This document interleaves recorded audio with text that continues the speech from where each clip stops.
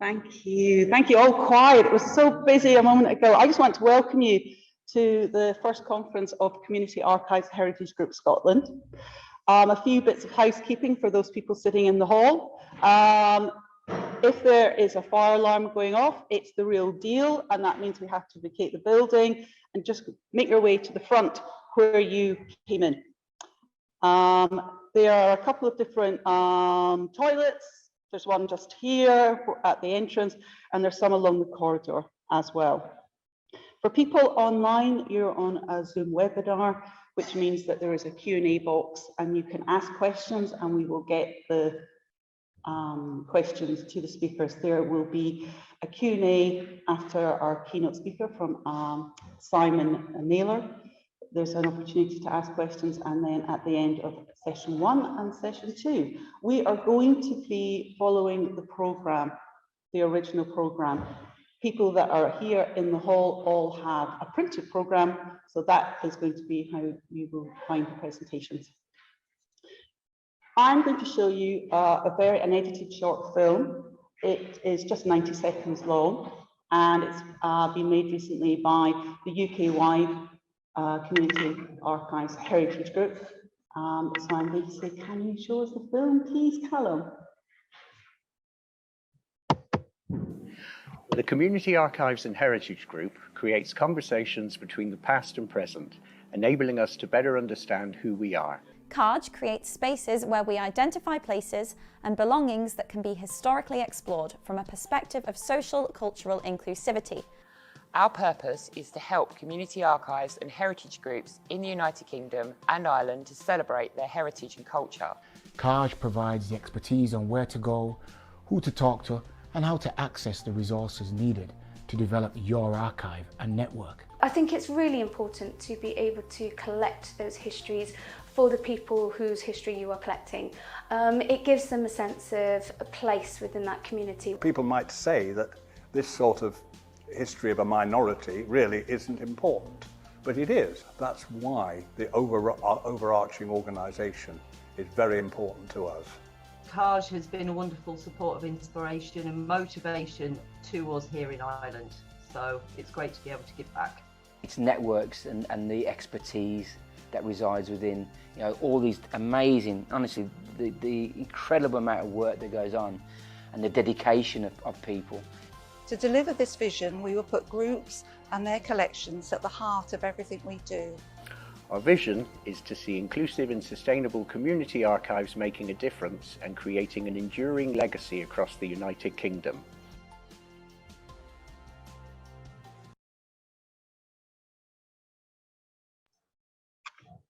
Well, that is great. I hope you enjoyed that. The full version will be on the Community Archives Heritage Group website. It's about 9 minutes long. So lots of you know me. I'm Audrey Wilson, Partnership and Engagement Manager at Scottish Council and Archives, and a board member of the Community Archives Heritage Groups, a speciality group of Archives and Record Association UK and Ireland, which is the lead professional body for archivists, archive conservators and record managers in the United Kingdom and Ireland. In 2020, 2 regional groups formed pilot projects. We had the South West England and Scotland, and CAHG Scotland aims to create a network of people passionate about community archives that will exchange knowledge and skills and share best practice, and who are committed to the long-term preservation and sustainability of community heritage archives. Community archive heritage groups take a keen interest in their environment and sustainability, and where better to come together to discuss these important issues than Glasgow during COP26. So less than a mile away, global decisions are being made by global leaders, and we may, as a sector, be very small, but it's a fact that we are very effective, and we strive to ensure that our communities, our histories, and our stories are here for future generations. I am delighted to introduce our keynote speaker, Simon Naylor, Professor of Historical Geography, School of Geographical and Earth Sciences at the University of Glasgow, most recent holder of the National Library of Scotland's Graham Brown Research Fellowship. So Simon has a worldwide reputation and has invitations to be keynote speaker at international meetings and organisations, including the Smithsonian. And here he is today at the Point at Cufflin Hill. So I'm delighted that Simon could be with us, and he will be presenting on extreme weather histories and unusual archives on the Outer Hebrides by examining logbooks for schools across the Outer Hebrides from 1872 until 1945. And this work is part of a UKRI climate resilience programme funded by an AHRC grant. So, welcome, Simon.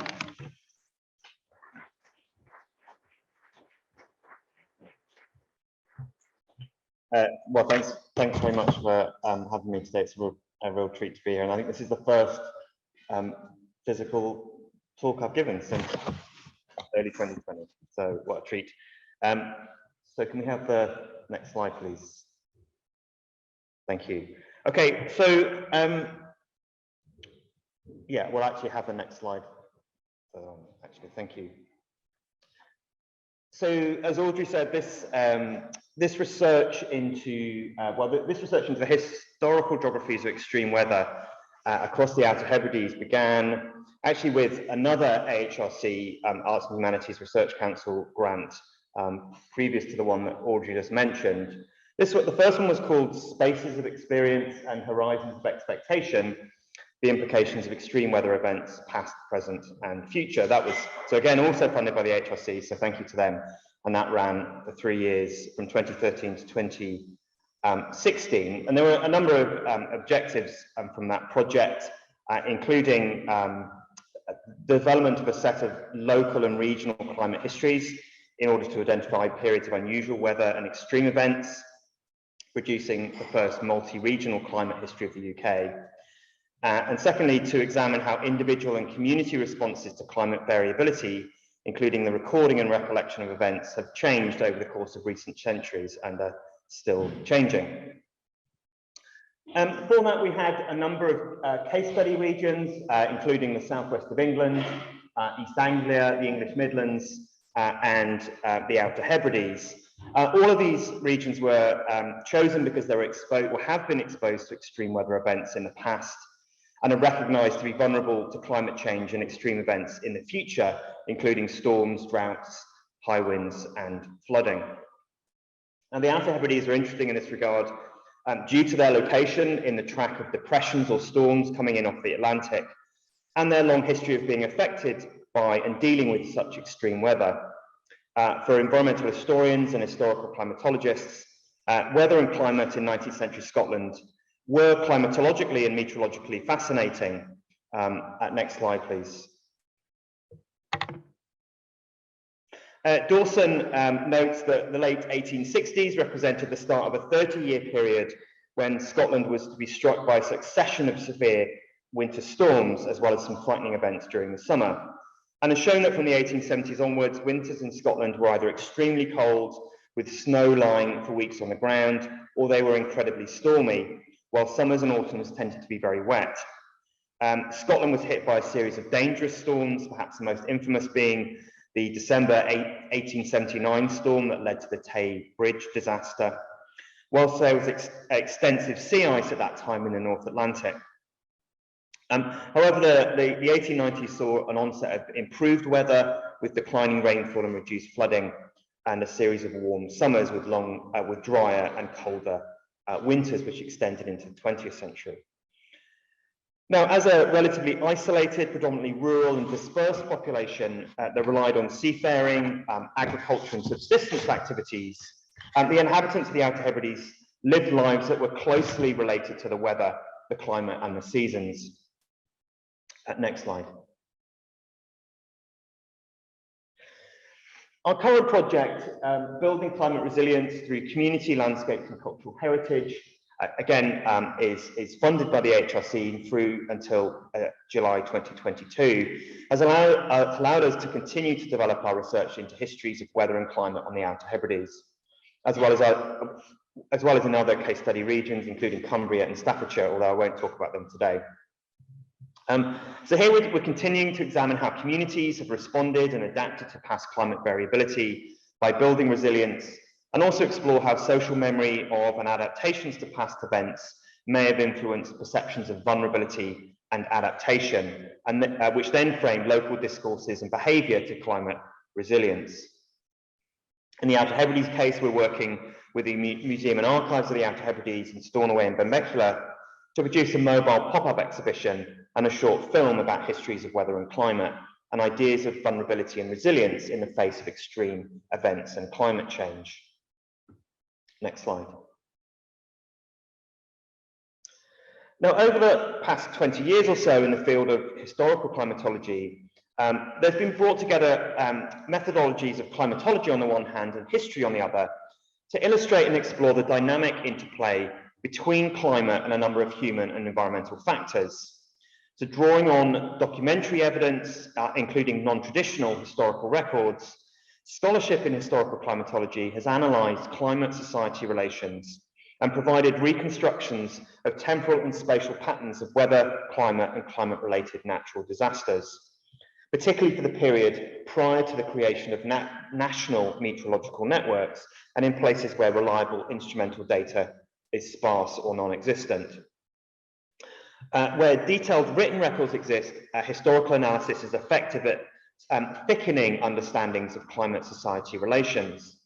Now, historical geographers have contributed, in the field I come from, historical geography has contributed to the work in historical climatology and environmental history by highlighting the effects of regional circumstance, particular physical conditions, and areas' social and economic activities, and locally embedded cultural values, norms, practices, and infrastructures on individual and community experiences of and responses to climate variability and weather events. The historical geographer Georgina Enfield has pointed out that climate is nested in places through local weather, and weather influences the way we experience, remember, commemorate, and indeed celebrate place. Place in turn plays a central role in influencing and shaping weather memories, and it provides a reference that helps locate such memories. Weather contributes to the culture of a particular society, framing and informing lifestyles, activities and practices, traditions and languages, while individuals and communities do not passively respond to climate, but live within constructed weather places or weather worlds. Particular attention has been paid to the experiences of and memories associated with extreme weather events and how such events can influence perceptions of place and the place itself. Definitions of extreme weather vary. Some researchers define it from a scientific climatological perspective, such as conditions that exceed certain thresholds or are in the tails of climatological distribution for a location, while others define weather as extreme from a more human perspective, as hazardous weather-related events that produce significant damage or disastrous outcomes. Morse et al. Notes that the most frequently discussed extreme weather outcomes were direct consequences of an event, notably deaths, injuries, and property damage.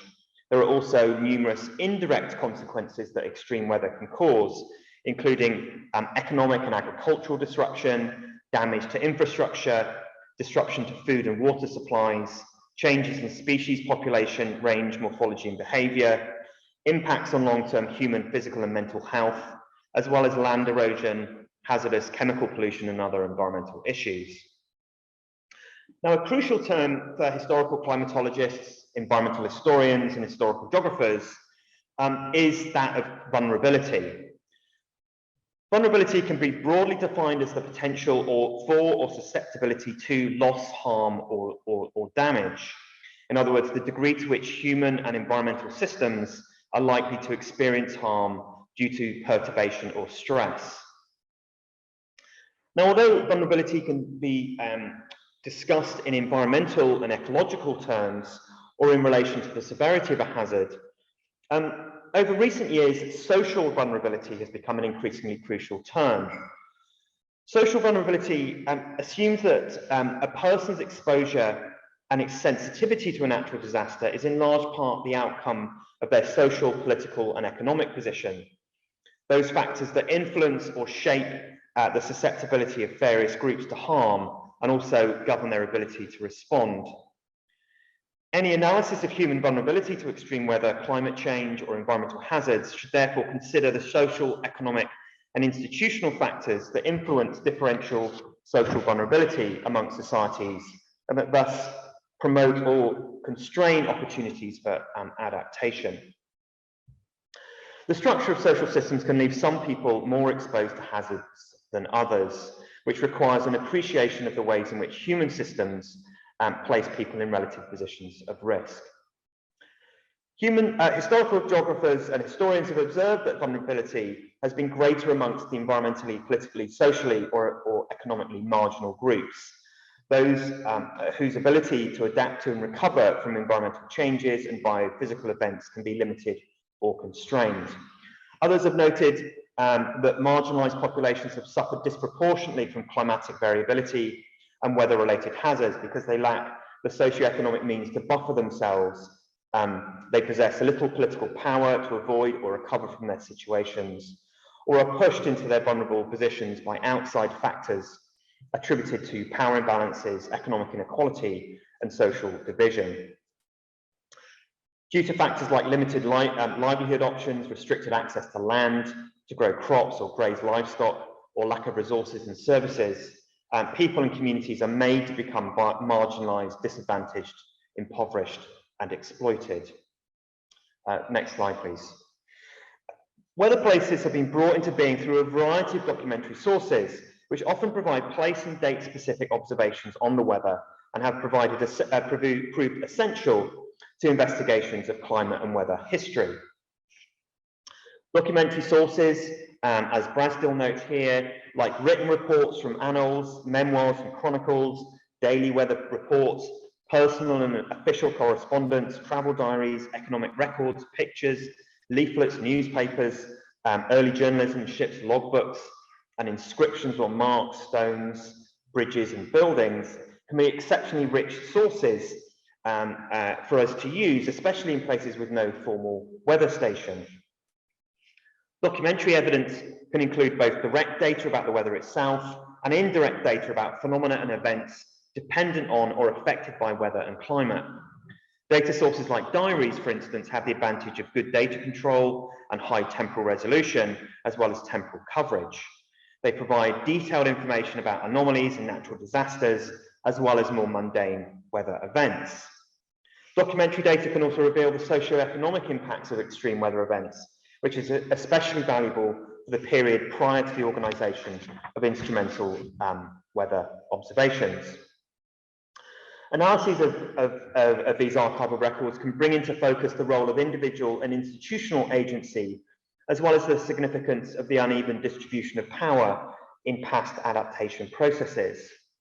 Documentary sources also provide information on activities undertaken during mundane intervening phases that either exacerbate or mitigate the hazards and risks presented to communities during extreme weather. The qualitative nature of diaries allows researchers to consider the adaptive responses undertaken by individuals and communities to events and the nature of actions undertaken during periods between extremes that may exacerbate risks. There are various factors and limitations that I think need to be borne in mind when using qualitative documentary sources in weather and climate histories. The first and perhaps most fundamental is that they were not written specifically as meteorological records and often not for a wider readership, such that the information contained can be of variable quality and quantity.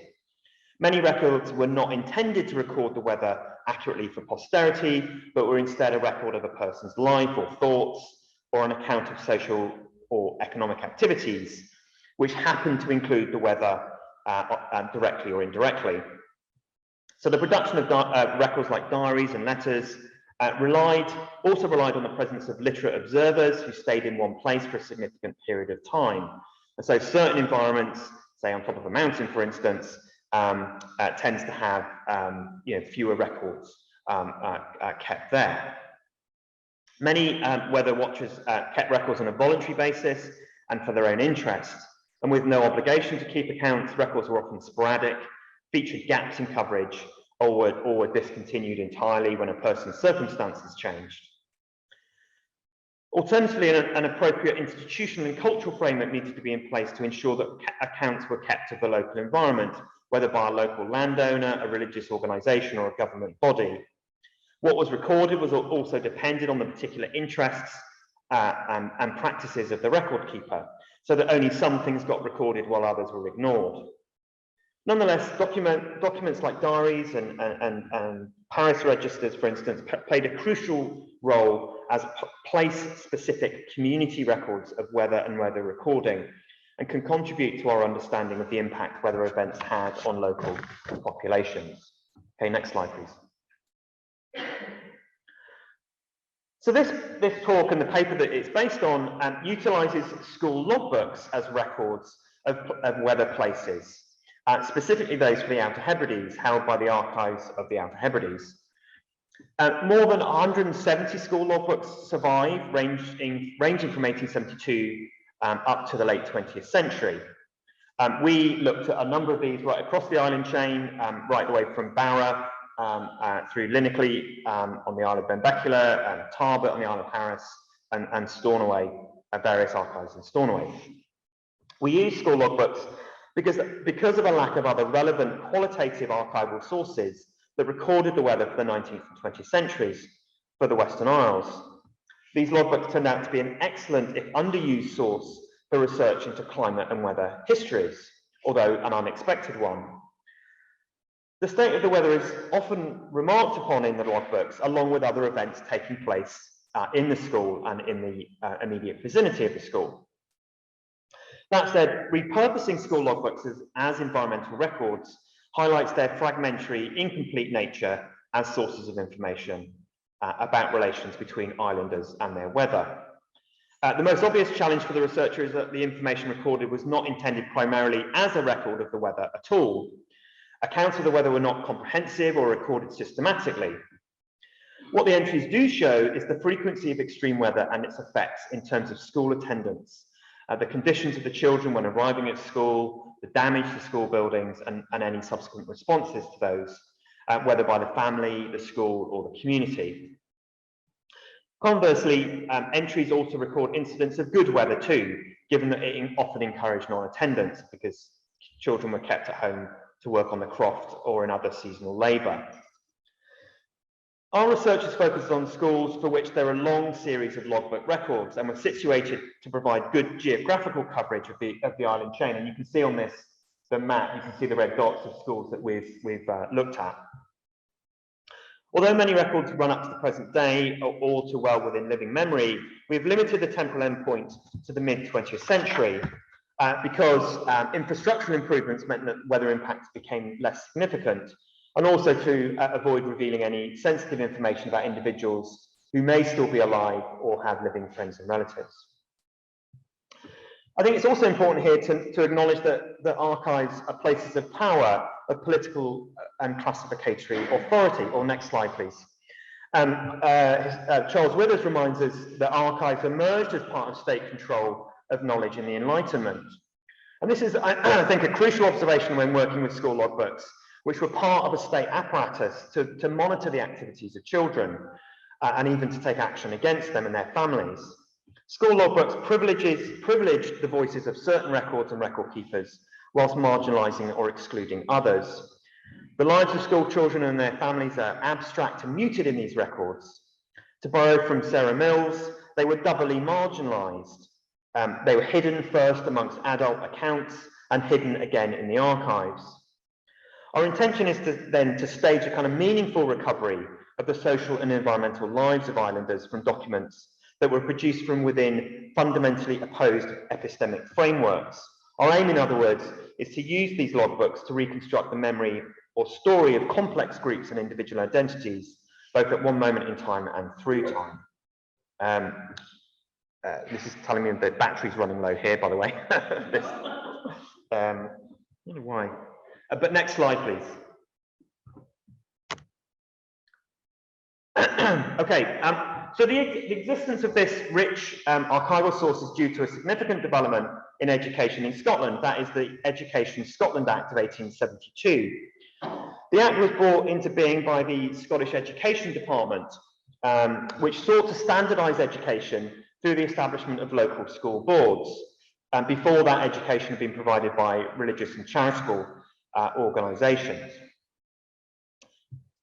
The expansion of formal education into the remoter parts of Scotland reflected the government's belief that education was a crucial civilising and modernising tool for the Highlands and Islands. This attitude was reflected in John Percival Day's account of the public administration of the Highlands and Islands, published in 1918. Go for it. Sorry. In which he argued that education provides the only available avenue whereby ability may escape from the fisheries, the farms, or the crofts. And the lack of education, in particular the inability of the Gaelic population to understand, speak, or write English, has operated in the past as a check on any movement of workers to wider markets. Attitudes to the use of Gaelic in schools had changed in the 19th century with the growth of dual language schooling. However, many teachers in the Outer Hebrides came from mainland Scotland and England, could not speak Gaelic, and had to rely on pupil teachers or monitors to translate lessons, and bans on speaking Gaelic did continue well into the 20th century. Education became compulsory under this Act from the age of 5 up to 13, with attendance enforced by a compulsory officer. And the government grant was linked to attendance, which was detrimental financially for schools in remote areas with low numbers of students and poor attendance rates.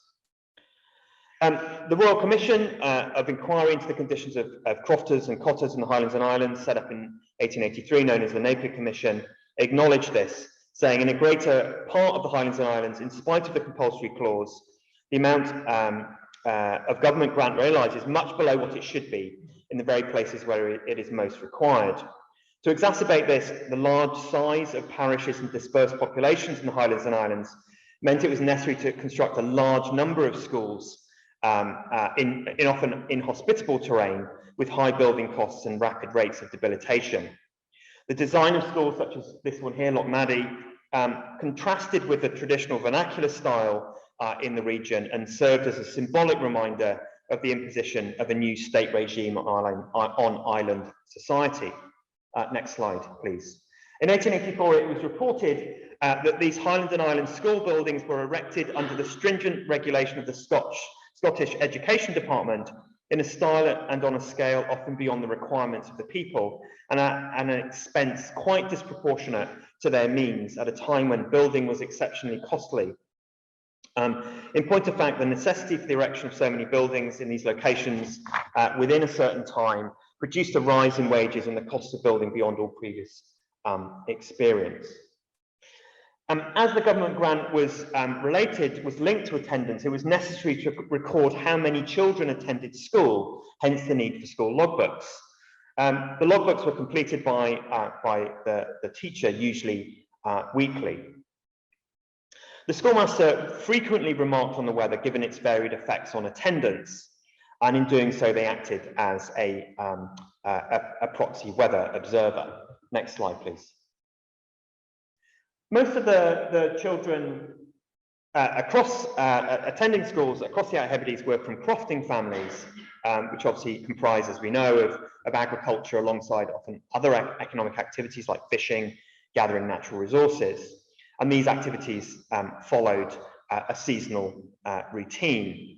Crofting was obviously, as we know, introduced into the Highlands and Islands in the 18th century, replacing the kind of medieval run-rig system, and has been judged part of a kind of domestic colonisation of Scotland, whereby new settlement patterns, management practices, and ideas of improvement were imposed by predominantly non-Gaelic private landowners on their tenants.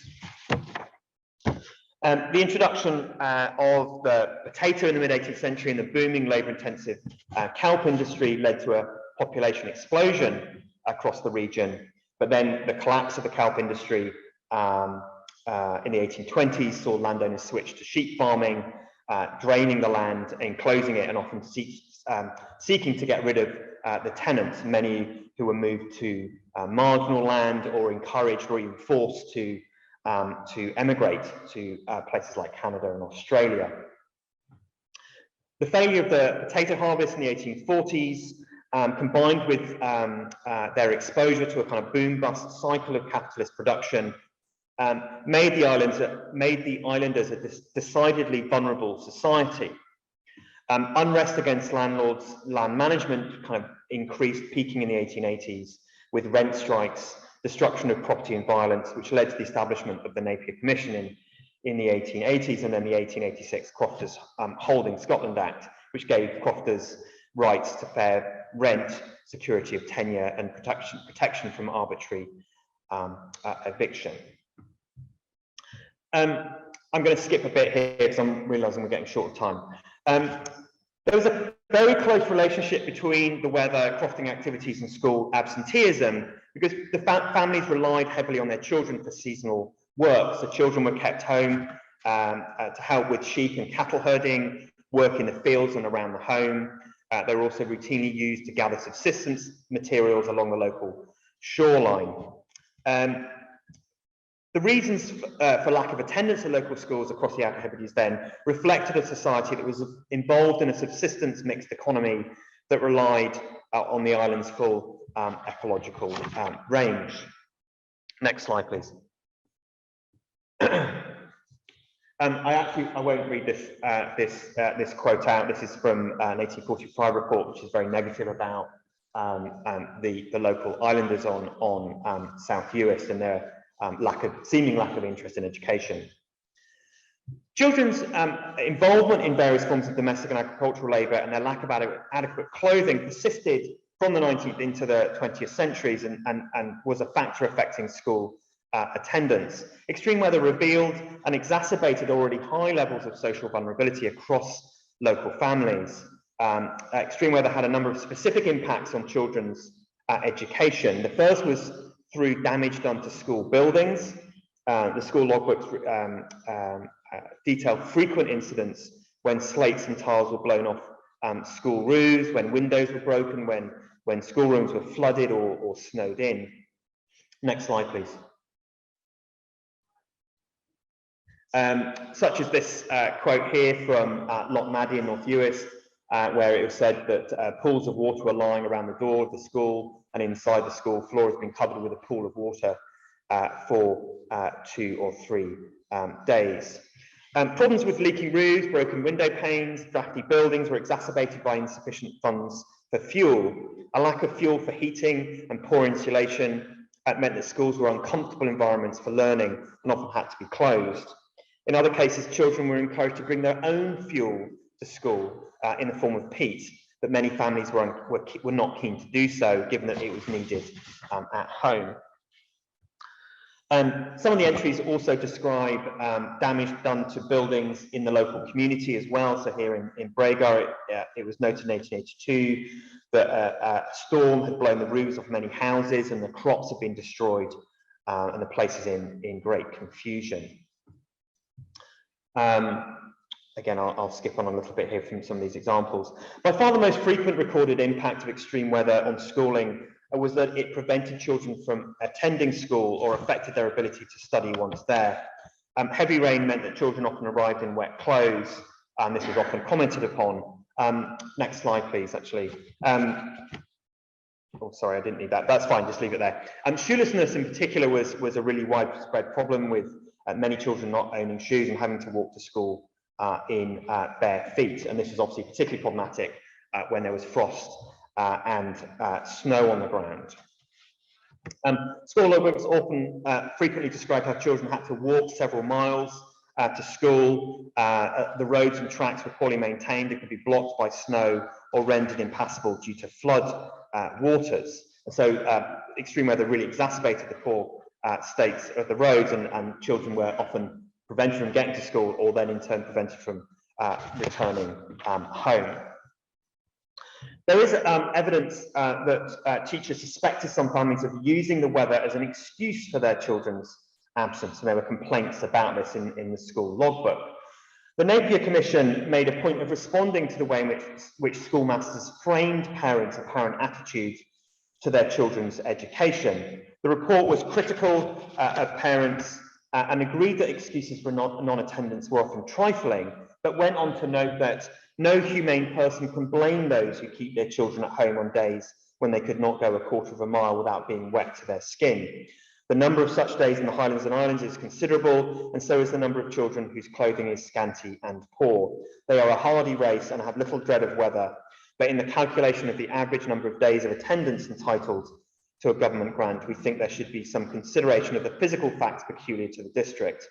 Such are the inclemency of the weather during a great part of the year, the distances which many of the children have to walk, the want of roads and bridges in some places. I think I'll just skip to the conclusion now, so just have the last slide up, thanks. So what we've tried to show here in this talk is we've tried to demonstrate the value of qualitative documentary sources for the production of historical geographies of the weather. School logbooks provide a rich, unusual, and hitherto underused source for scholars interested in the intimate relationship between people and their natural and social environments. The school logbooks of the Outer Hebrides reveal the profound effects that day-to-day weather and seasonal climates had on people's lives and livelihoods.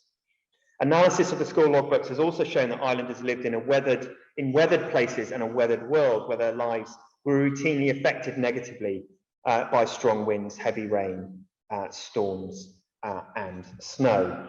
I think I'll probably stop there. What I would just like to say is that there is a written version of this paper which has been submitted to a journal. If anyone's interested in that, please email me, or you can direct message me on Twitter. But I'll stop there for now because of time. Thanks. That's right. Thank you, Simon. Thank you. I just wanted to say before you go, though, because I really enjoyed that, but is there any questions? Has anyone got a question that they'd like to ask Simon right now? Because I've got one. Okay.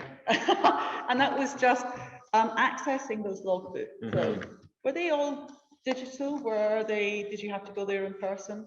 We did have to go there in person. Yeah, we've done a number of trips. So some of them are held in schools, and of course, in some cases, the schools are also the local archival library, the community library. So some of them are in actual, proper archives, and some of them are actually in school libraries. So we're actually still sitting in some of the schools that potentially we were reading about. But none of them are digitized. No, they're all physical logbooks, so we had to photograph all of them. So it would be great if they became part of a national collection. That would seem very good. Absolutely, yeah. I mean, we're obviously now we have been working with the Museum and Archive there to try and promote them and kind of make them more visible, and obviously in this case for us, linking them to kind of social, environmental, climate histories, but you can use them for so many different things actually. Yeah, I think we have actually got online Shona McDonald, who's the archivist up in Liz Castle. Yeah, we've been working with Shona, so that's great. Well, thank you very much. It was very enjoyable. We've actually got quite a nice break, so we can get back on time. So Simon is going to be hopefully around for a bit longer anyway. Absolutely. Great. So people here can go up, but you do have his details in that last slide, his email address, and you're on Twitter as well. So that's great. Oh, sorry, Paula, I missed you. Sorry, what's your question? So how does this research impact on climate research? That's a good question.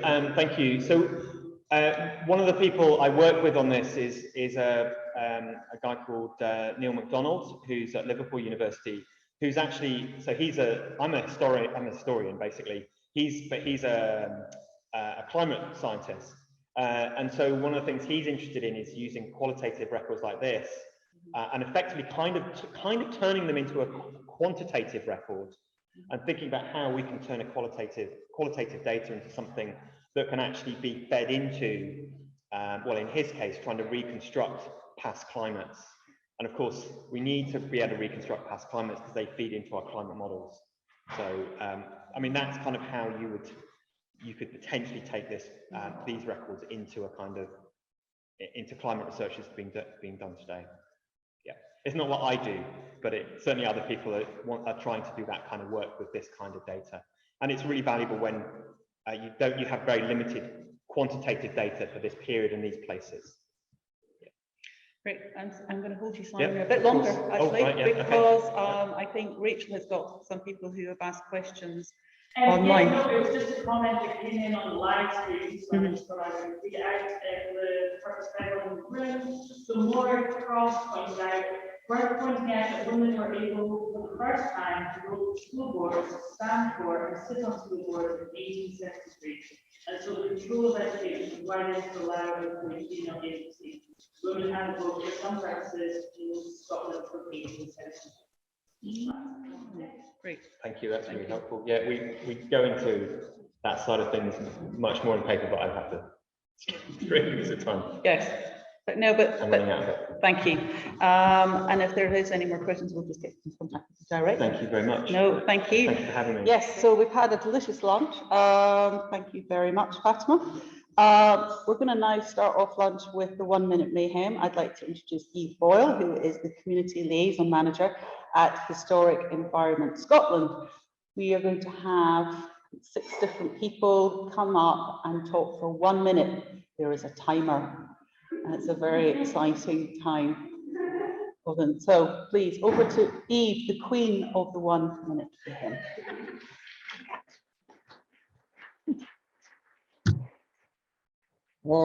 Thank you, Audrey. Can you all hear me okay? Yeah, good. Thank you, Audrey, and thank you, Audrey, and everybody who organised the Fabby Lunch. That was just great. And I could do with I'm used in lockdown having a wee siesta after lunch, but I'm not going to be allowed to. So this will hopefully wake you all up.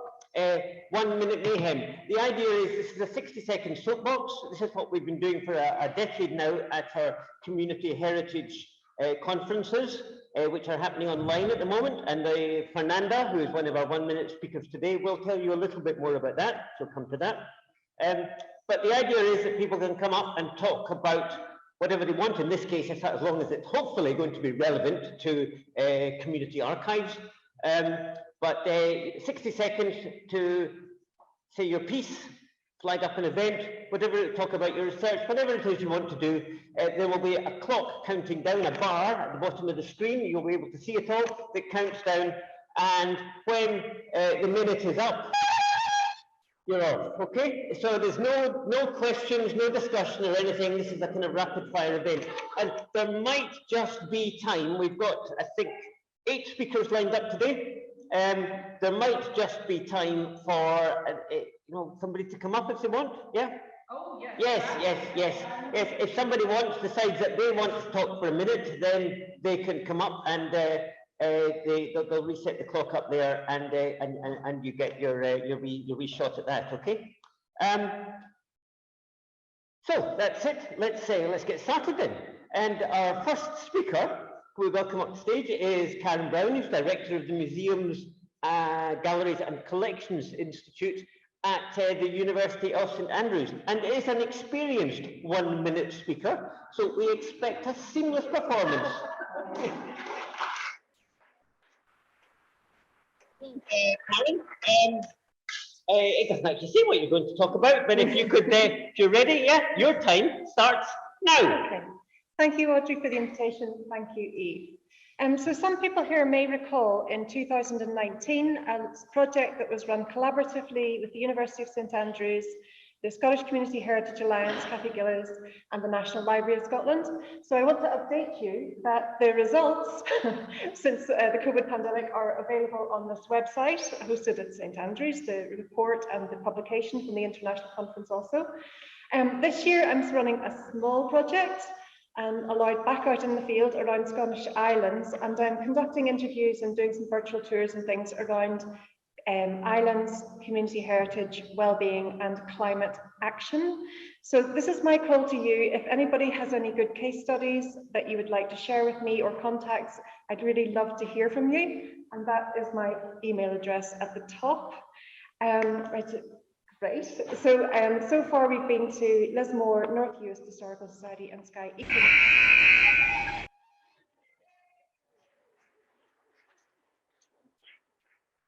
Thank you, Karen. I must remember to speak close to the mic. Yeah. So next we have Seymour Adams, who is chair of the Scottish Community Heritage Alliance, which was mentioned once or twice this morning. And Seymour is hopefully going to tell us more about this. So if you're ready, Seymour, your time starts now. It's very nice to follow on from Karen, because it was her path-taking, groundbreaking research which led to the establishment of the SCHA.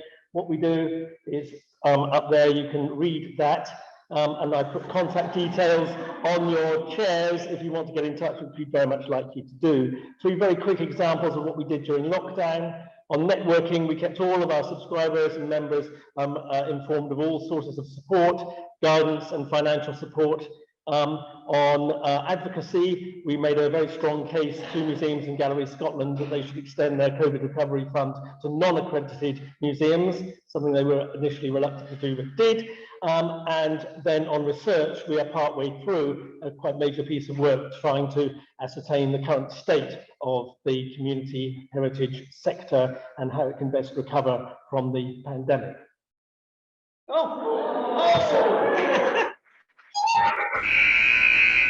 Finished with seconds to spare. Excellent.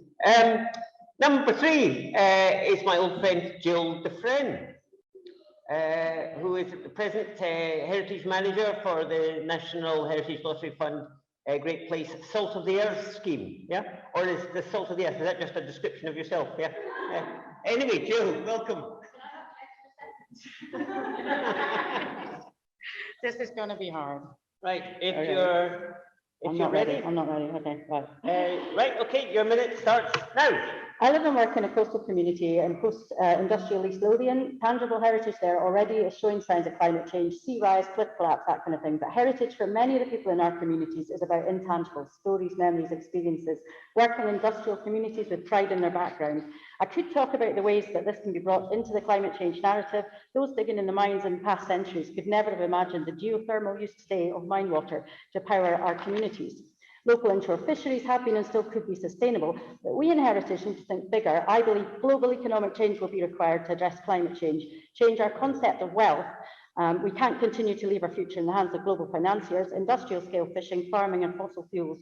And we heritage professionals can help highlight past protests, document current ones, show how wealth used to be about more than just money. Communities around the world used to value storytellers, artists, and were connected to land and have more sustainable systems. It's time for system change, less focus on wealth as in money, more focus on people's heritage, stories, experiences, memories, ultimately reducing the gap between rich and poor. Extinction Rebellion banner said system change, not climate change. And we can all help.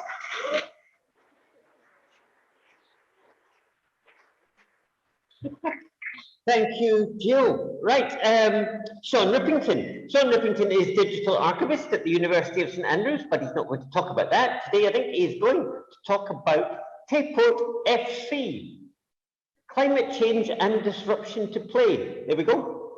Sean, tell us something about Tayport FC in just a minute, starting now. Okay, thank you for having me. So I'm here because over the past few years, with friends at Tayport FC, I've built an online archive of digital programs, photos, videos, stories, and corporate records about that club. It tells the story of a football club at the heart of its community on the banks of the Tay North East side.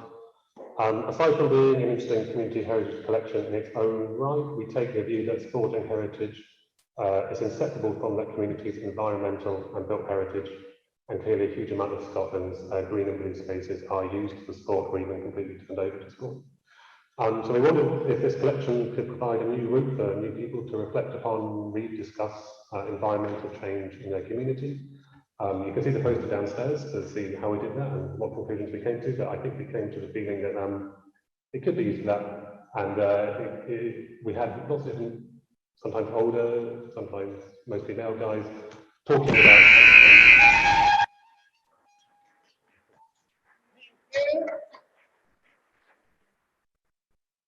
Gosh, here we go again with the colourful Catherine Lidgley, who is Learning Programme Coordinator at Govan Hill Baths, who's going to talk about baths. Face. Yep. Face. Yep, I am. I'm a bit short this much. Right, Catherine, your time starts now. Hi, I'm Catherine and I run the learning programme at Govan Hill Baths. Govan Hill Baths is an Edwardian baths and steamy which the council tried to close in 2001. The community said no, and that led to the longest occupation of a civic building in British history. This has led directly to our current multi-million-pound refurbishment. Once we reopen, we'll have 2 pools, a gym, a dance studio, a community kitchen, plus a permanent home for our archive and our people's pantry, which is a local initiative to combat food waste and food poverty in Govan Hill. The contractor, Clark Limited, is tasked with retaining as much of the original fabric of the building as possible, down to the minutest details such as window panes, fixtures and fittings, etc. And only as a last resort will they replace anything. Our Upcut project will be making furnishings for the building from upcycled textiles, plastic, etc. And in terms of sustainable communities, we really hope the whole building will be a resource for everyone in the local area. It will be completely accessible, we will employ locally, and the building will remain in public ownership in perpetuity. Finally, we are documenting the whole process thanks to wonderful Becky Duncan at Open Eye Photography and adding to the fantastic story of this amazing building. Come to British event this afternoon to find out more. Thank you.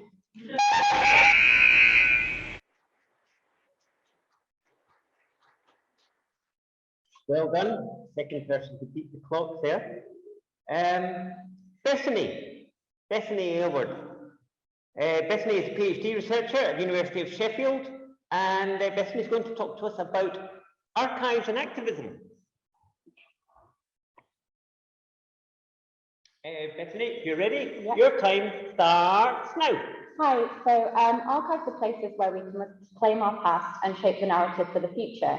And both of these are valuable, but for my research in particular, with activists, it's the immediate use of materials by their communities that they belong to, which is key, especially since the outbreak of COVID. Activisms are taking place either solely online or a mixture of online and traditional tactics. And community archives need to be able to capture these stories from the internet whilst maintaining the agency that they have over their collections. I have a poster that in the other room with my contact details and more information on my research. I'm currently still in my fieldwork. If anybody wants to talk to me more about it, that would be great. Thank you. I don't get blow the hooch up. Anyway, okay, thank you very much. Well done. Lizanne Fee is next, please. Zan is founder of Tenement Tiles, and I guess going to talk about that.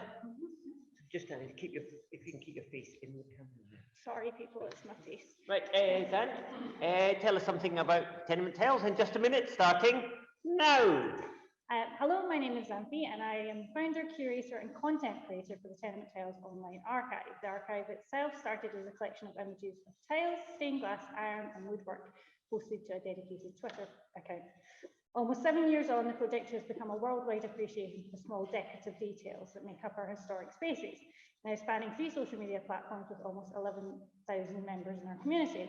The project remains almost wholly digital.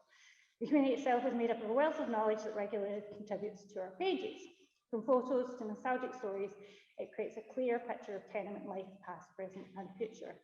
There's a keen interest in protecting this history, but sadly, years from now, our collected images may be the only document that remains of such a variety of examples. As this is a self-appointed volunteer position, the community interactions is really what keeps me and the project going. I like to think that the project helps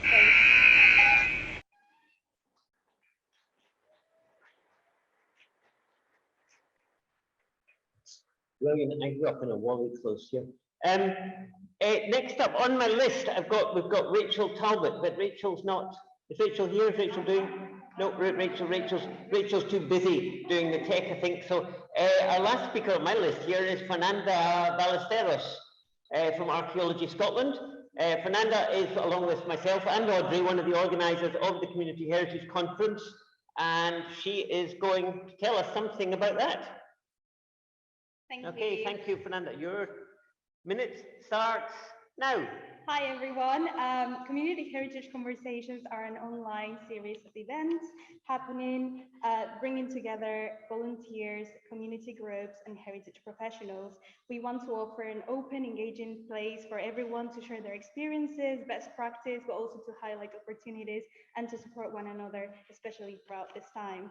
Our next event is this Saturday. It's going to be a massive celebration of community heritage because it is our first anniversary, and we've covered so far many different really interesting themes such as climate change, youth engagement, or well-being, and we're going to revisit those as well in the future. So keep tuned and have a look at our Twitter account, which is at CAHG Scotland, or Historic Environment Scotland's website as well. Thank you. Oh. It's fair. Well, that's all we have on the list at the moment, but this could be the fun bit. Does anybody else want to come up and share anything? Oh, yes, we have a taker. Come on down. Or up. Right, okay, so Paula is you're going to give us a minute on Occupy, occupy, occupy. Brilliant, okay. Paula, start. Have we got a clock set? Yes? This is random. We've got a clock. Somebody Right, can- good. Okay, so if you could start telling us about occupying things now. So this is the 20th anniversary of the occupation of Govan Hill Baths. Throughout the year, we've had a series of events called Occupy, Occupy, Occupy. On Thursday, the 2nd of December and Friday, the 3rd of December, in Govan Hill, just the next church along, we'll be having a conference, and this conference looks at occupations as a tactic in industrial, community, student and environmental disputes in the Central Belt of Scotland. Day one, we have Dave Sherry, author of Occupy, introduction. Then Upperclyde Shipyards, Timex, Faslane, Pollock Free State, Donawilla for performers, Kenning Park Complex, Govan Hill Bath. Day two, Alan Tupman, Industrial Occupations, Lee Jeans, Caterpillar, Housing Struggles, Free Hetherington, for performance, Occupy Movement, Edinburgh and Glasgow, and Paul Bristol from Magic Talk Comics. Please come along, it's on Eventbrite, it's free and it's another great one.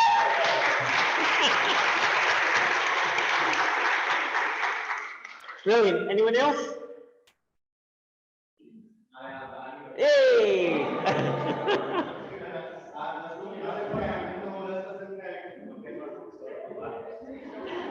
What's he done? We could give him a slow hand clap or something till he runs back. No, that's rude. Anybody want to fill in the kind of half minute before he gets back? We could have a half a minute's contemplation then. Here he comes. Right, big round of applause for the man with the poster.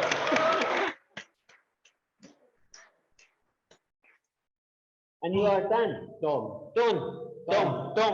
Right, okay, Dom. Hi, 1 minute, take it away. Dom O'Grady from Our Story Scotland. We collect, archive and present the lived experience of LGBT Scots. And we have put a QR code together with a questionnaire. We want you to answer these questions. How has the pandemic impacted you? How has it changed your volunteering? How does it impact your wellness? Are you being paid? How does it feel to be asked about money? We want to know these things because our experience during COVID has been a story of resilience. We've reorganised, we've employed software, we've tripled the amount of volunteers, and how we work has changed completely, but we've continued to work throughout because the LGBT community was forgotten. It was all cis, het advice, go to your neighbours, go to your family, and we only had each other. We had to maintain that connection and stop our community from being isolated through the activism and having that archive material and changing it into like content for that online connection. And that's me. Let's scan this.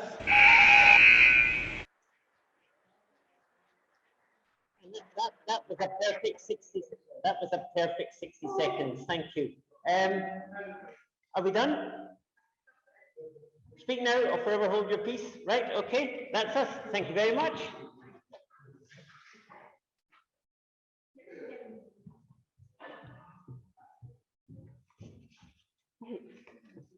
Hi everybody, welcome to the second session proper. Thank you very much to Eve and all of the 1 Minute Mayhem speakers. That was awesome.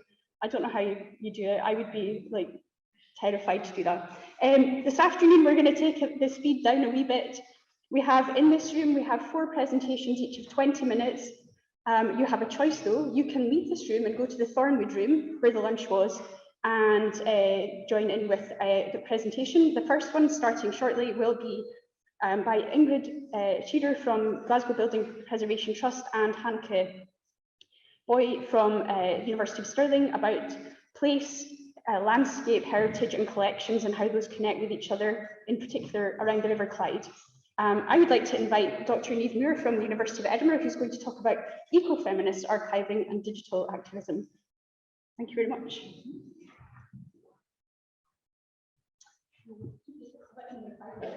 Yes, that would be great. Yeah, no worry. Anybody who wants to leave to go to one of the other workshops, feel free to head out. Okay, so first off, just to say a huge thanks for the invitation to be here today. I'll take the pace down a bit.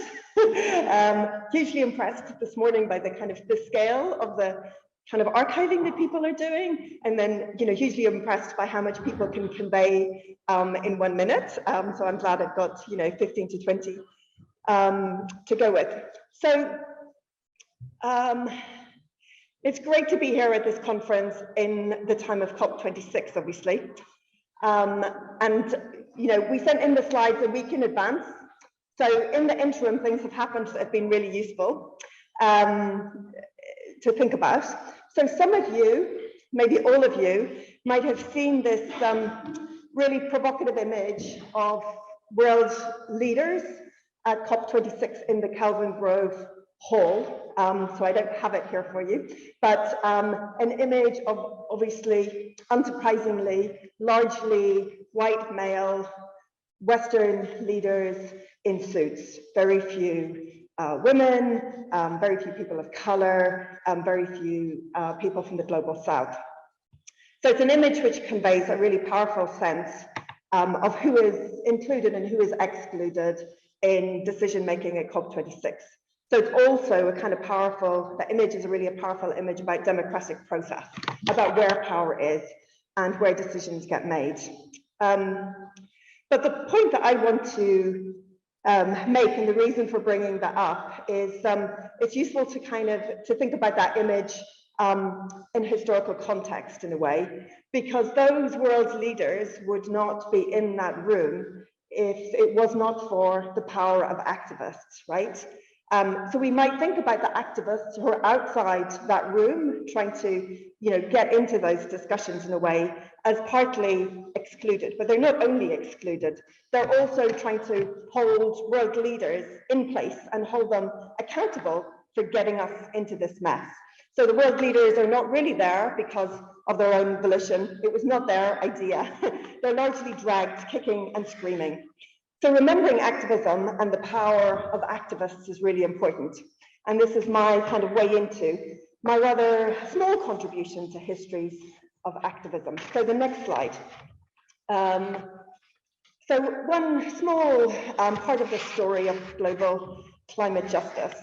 So in 1993, there was a protest against clear-cut logging of ancient temperate rainforest in a place called Clayoquot Sound on the west coast of Vancouver Island, or we might now also say Turtle Island, on the unceded territory of the Nuu-chah-nulth First Nations. So activists set up a peace camp, so it was great to hear about the reference to Pollock Free Estate this morning, and actually in the 1 Minute Mayhem, those kind of stories of occupation. So in Clayoquot Sound, activists set up a peace camp, got trained up in nonviolent direct action, and engaged in civil disobedience, blockading roads into rainforest that was due to be logged. And over the course of that summer of 1993, over 800 people were arrested. It's always fascinating to know if anybody knows about Clayoquot Sound, either here in the room or indeed online at the moment. This happened in 1993. What's its relevance now? So the year before, 1992, some of you may remember the United Nations Conference on Environment and Development, otherwise known as the Earth Summit in Rio. And 2 years after 1993 was actually the first COP, COP1 in 1995 in Berlin. And this was a time before the language of climate change, climate crisis, and climate justice had the kind of mainstream recognition that it has now. So at the Earth Summit in Rio, the Canadian government was one of the first countries to sign a statement of forest principles. In fact, this was a non-legally binding statement. It made a number of recommendations around forestry, but actually nobody was held to these. So then, as indeed now and continues this week in the media, there was a lot of attention to destruction of tropical rainforest, in the Amazon basin and other countries of the global south. Yet 1 year after the Earth Summit in 1983, activists took to civil disobedience to protest the Canadian government's support for logging of coastal temperate rainforest. So the focus on deforestation in the global south allowed Canada, as a country of the global north, to obfuscate its own role in global deforestation. Canada was and continues to be massively implicated in global deforestation. And one of the things that activists were doing, and I've got it here in this poster of Brazil of the North, was trying to hold the Canadian government to account, calling Canada the Brazil of the North. So I was at the camp in 1993 and was one of the over 800 people who got arrested. And I went back in 1996 as a researcher and recorded oral histories of some of the activists. And I was particularly interested in ecofeminism, in thinking about what feminism has to offer our understanding of climate crisis, of living through devastation, and imagining and enacting alternate worlds. And the campaign in Canada and the camp was explicitly described as informed by feminist and ecofeminist principles of consensus and kind of nonviolent philosophy. And I recorded oral histories because I hardly need to say to those of you here today that oral histories are a really powerful way of gathering and documenting histories that might not otherwise exist.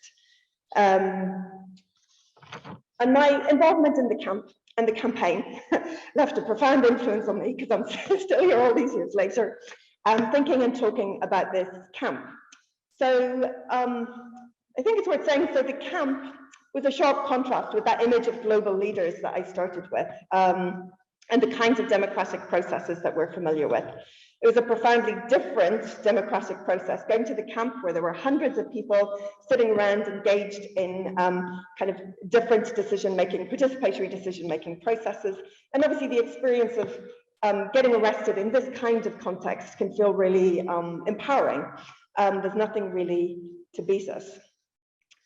So it was PhD research, so I wrote a book, I wrote some papers, but I also carried around these interviews all that time, out of a sense that obviously there was a lot more in the interviews that doesn't go in the book and the academic articles. And we could have the next slide at this stage. So the archive I've made is a really modest archive compared to the kind of rich, complex archives that we've heard about this morning. It's largely got 30 oral history interviews. I've scanned in some photos and some kind of supplementary documents.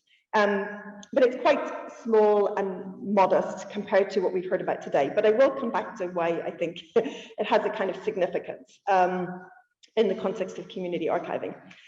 And now, okay, everybody did get woken up beautifully after lunch. So if anybody's kind of paying attention, you'll be thinking, well, this is all very well to talk about activism and related to COP26, but this is not a community archive. It's an archive that came out of PhD research and you know, has led to books. Next slide. And I've put on the next slide this I think kind of now classic definition of community archiving that some of you may be familiar with through the work of Andrew Flynn, who's obviously been incredibly involved in community archiving in the UK. So the archive that I made with some colleagues at the University of Edinburgh doesn't really meet any of these criteria. So why am I here kind of taking up your time? And partly what I want to say is, so Andrew Flynn wrote this in 2007. We're now nearly 15 years on from this moment. We're at a very different moment of community archiving, where community archiving is an incredibly flourishing and vibrant field, as we know from the kind of interest in these conferences. But also in that time, we've seen the impact of community archiving beyond itself. So we're moving from this kind of attempt to describe and define what community archiving is in Andrew's account to thinking about the impact and influence of community archiving more widely. So some of you might know the work of Canadian archivist Terry Cook, who wrote a kind of history of community, of archiving, of the archiving profession and 4 kind of paradigms. And he put community archiving as the kind of contemporary cutting edge of the archival profession in a way. And I think that's kind of really interesting to think about that scale of influence. And we can think about things that have been talked about already, that kind of post-custodial moves, the turn to kind of participatory approaches, all being really exciting and having an impact beyond community archives. So I want also then, in a way, to point to other influences of community archiving. So if I could have the next slide. So the subtitle of this conference is Capturing an Age of Change in Community Archives, and that's in a way what I want to point to. So community archiving has been at the forefront of efforts to reconfigure archival power, but it's also, I want to say, had a profound impact on the archiving of academic research data. Now, there'll be people in the room and online who work in academia and who will maybe know that as somebody based in the social sciences, large-scale quantitative survey data is quite commonly put into databases and made available to other researchers. This is quantitative, statistical, often anonymized data where participants can't be identified.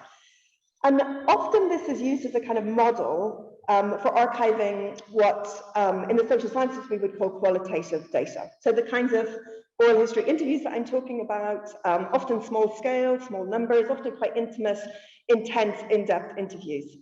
So the relational nature of this kind of data leaves many academics often reluctant to archive these kinds of interviews or to deposit this kind of data with research repositories. It's not that it doesn't happen, but the approach so far has largely been to anonymize interviews and to store interviews in national research databases or library research data repositories. And this is intended as a kind of protection for data and participants, because the data is then only available to bona fide researchers. And one consequence of this approach is that, in fact, research participants often don't have access to their own data. It also means that communities that participants come from don't have access to these kinds of stories, and neither do wider publics. It's a profoundly different model to the approach to community archiving that we've been hearing all about this morning. And I think we're all here because we're interested in creating and circulating stories from communities.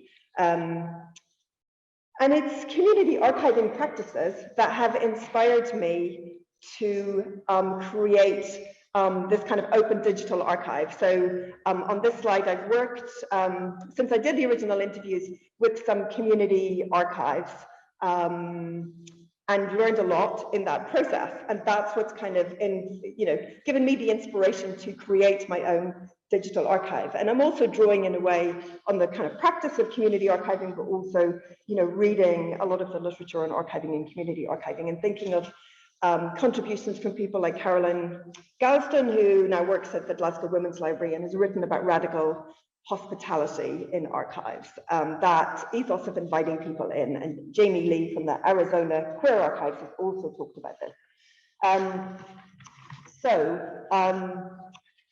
In creating this archive called Clackwood Lives, me and the team were drawing on the principles, practice, and ethos of community archiving.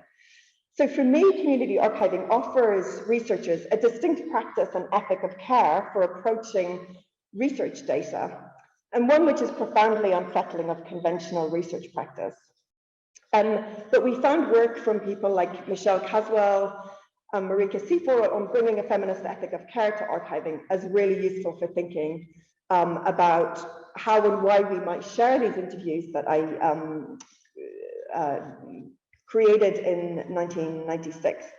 And this kind of ethic of care to data really presents opportunities to qualitative researchers to move away from what's in fact a kind of paternalistic and extractivist kind of ethic, where participants are protected by actually destroying their data at the end of projects. I was saying this to some people over lunch, and it sounds shocking if you're from a community archive, but actually that's standard practice. And in an academic context, the fact that I've put research interviews online in an open, accessible digital archive is the kind of radical step. Okay, so one small, modest archive of 30 interviews, obviously, one swallow does not make a summer. So I talked about this archive because obviously it links, it links in with COP26, but in fact, I should briefly mention, next slide, before I get to the end. So I should, and next slide, forgetting to do the slide. So I should briefly mention that the platform that I used to put these interviews up was a Mecca. So I was very excited to hear it mentioned this morning, and really excited to hear new things like eHive. I didn't know that, and Topotech either. So I think this kind of work of sharing platforms and what they do is really important. So I'm quite an Emeka fan, so it was great to hear it mentioned. And I also feel the need to say, as a researcher and somebody who is, you know, not really an archivist or maybe an amateur archivist, that I know that Emeka describes its kind of platform as a platform for creating digital collections, and doesn't kind of pretend that it has full archival features. We're at a place on community archiving, so we can probably have a kind of expansive approach to what counts as an archive here. But I'm conscious that Emeka wouldn't describe the platform as a digital archive. But we've been calling this this process of creating archives of academic data DIY academic archiving. And the DIY, I guess, is to get at this kind of community archiving ethos of making use of what you can and trying to do things.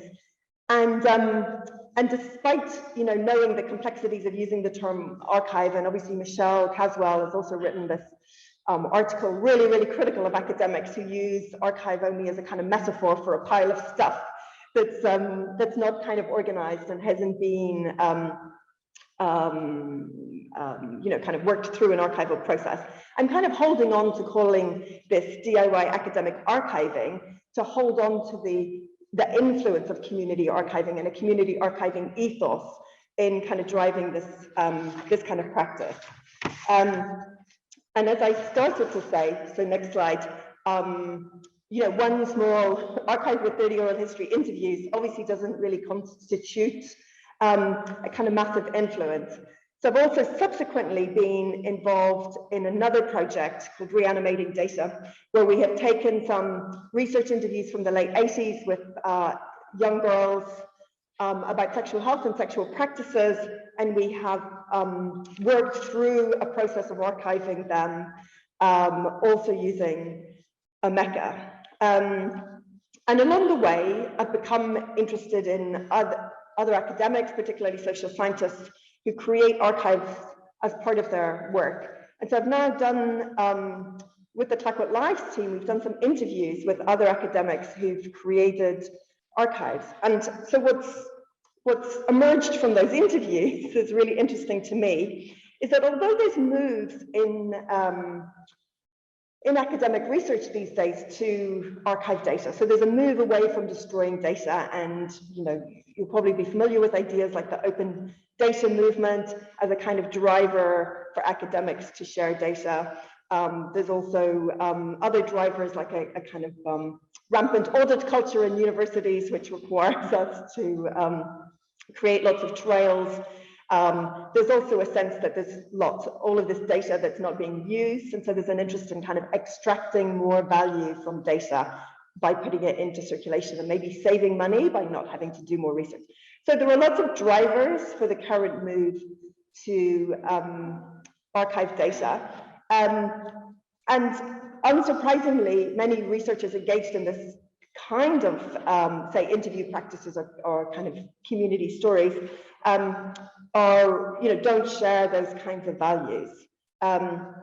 So what was interesting when we started doing these interviews with other academics, and this was really through searching online and trying to find people who created archives, is that actually the archives that we came across were also largely being driven either implicitly or explicitly by a kind of community archiving ethos. So we talked with Melissa, forgetting surname briefly, at the University of Okanagan, who has created an archive of prison newsletters.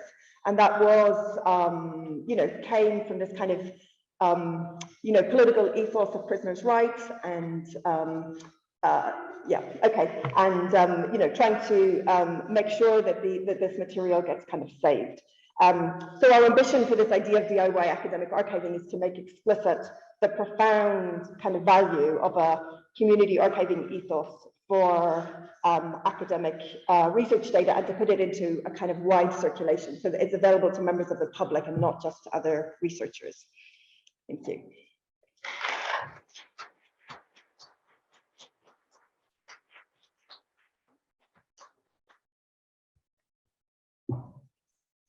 Thank you very much, Niamh. If anyone in the audience or online has any questions, we're going to be having a Q&A session after the afternoon break, so after 3 o'clock, for all the afternoon speakers. If you have anything, please hold on to them till then. Next up, we have a recorded presentation from Hannah Wood and Martine Robertson, who are volunteer ethnologists and creative directors of Gael Gal, not to be confused with Gal Gael Productions. In their presentation, What a Voice, they will take us on a journey into the worlds and voices of women in Port Glasgow shipbuilding, history and families.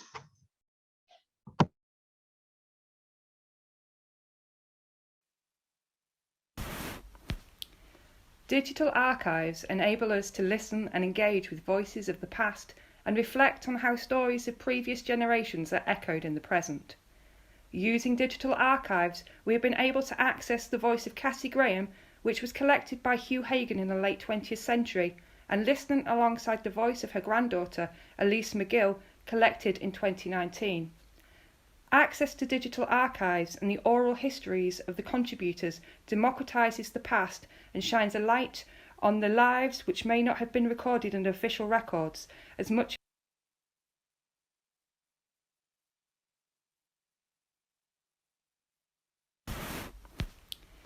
Digital archives enable us to listen and engage with voices of the past and reflect on how stories of previous generations are echoed in the present. Using digital archives, we have been able to access the voice of Cassie Graham, which was collected by Hugh Hagan in the late 20th century, and listening alongside the voice of her granddaughter, Elise McGill, collected in 2019. Access to digital archives and the oral histories of the contributors democratises the past and shines a light on the lives which may not have been recorded in official records, as much of their time was spent in the home. Hopes, fears, deaths, moments of celebration are recorded, and people survive as their stories become part of our story, part of the carrying stream of Scottish cultural life. Hello, we are Martine Robertson and Hannah Wood of Gael Gal Creative Productions. Here we are beside the River Clyde. Today you're going to hear voices from lives that remain largely hidden from view under the shadow of the massive capital-intensive industry that was shipbuilding. From the women of one family in Port Glasgow, we can hear how lives become shaped by the ebb and flow of the markets and how communities become ill in the void of their absence. I could write I've had to tell my whole life story. What do you call that? Catherine Cookson would never look at it. No. Been through all the things I've been through in my life. Yeah, I couldn't write it. But if I could, it'd be a good one. What a voice, what a voice, what a voice I hear. It's like the voice of my Wally dear. But if I had wings like that swallow high, I would clasp in the arms Sally boy.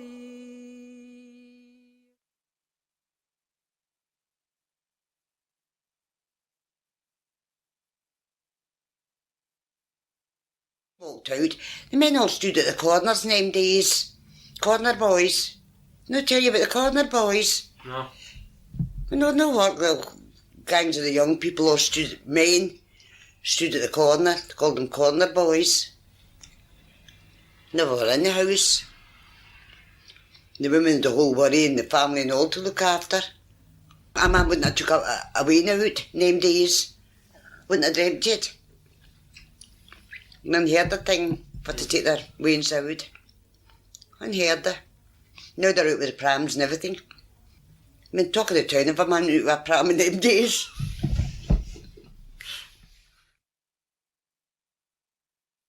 Right, she had Neely, Paddy, Arthur and my daddy, but in between that she had James, she had Grace and wee Anne.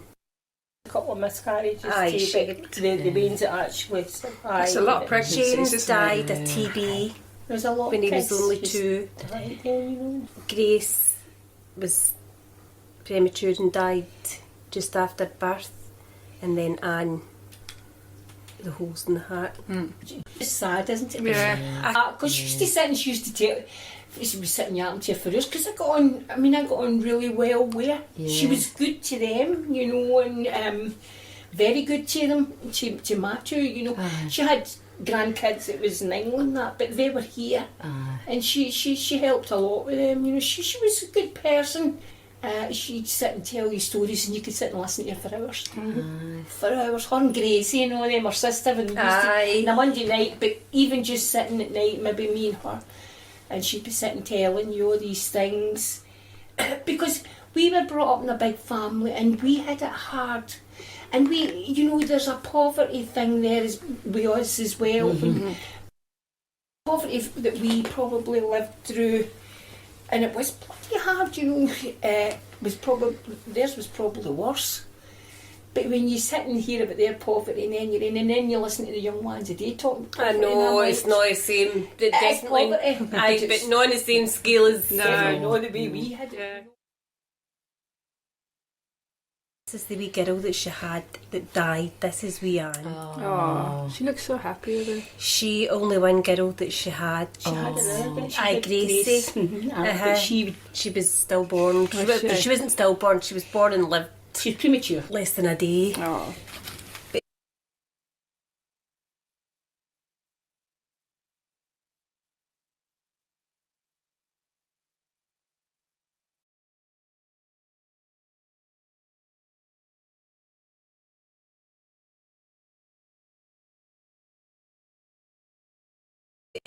This one broke her heart. My gran, that's Cassie. Yeah. And that's wee Anne. Yeah. The one kid she always wanted a girl. She had the 4 boys and she was desperate for a wee girl. That one was born with holes in her heart and she died. She was just over a year, wasn't she? Was she 18 months? 18 months. And she never ever got over that. No, she didn't. Talks about her to the day she died, Did and she she? cried God. every time. Every Devastated. time you mentioned we her eyes were, her eyes filled up. She was just devastated. I wish that my babe was born and smiling on some nurse's knee, and for myself to be dead and gone.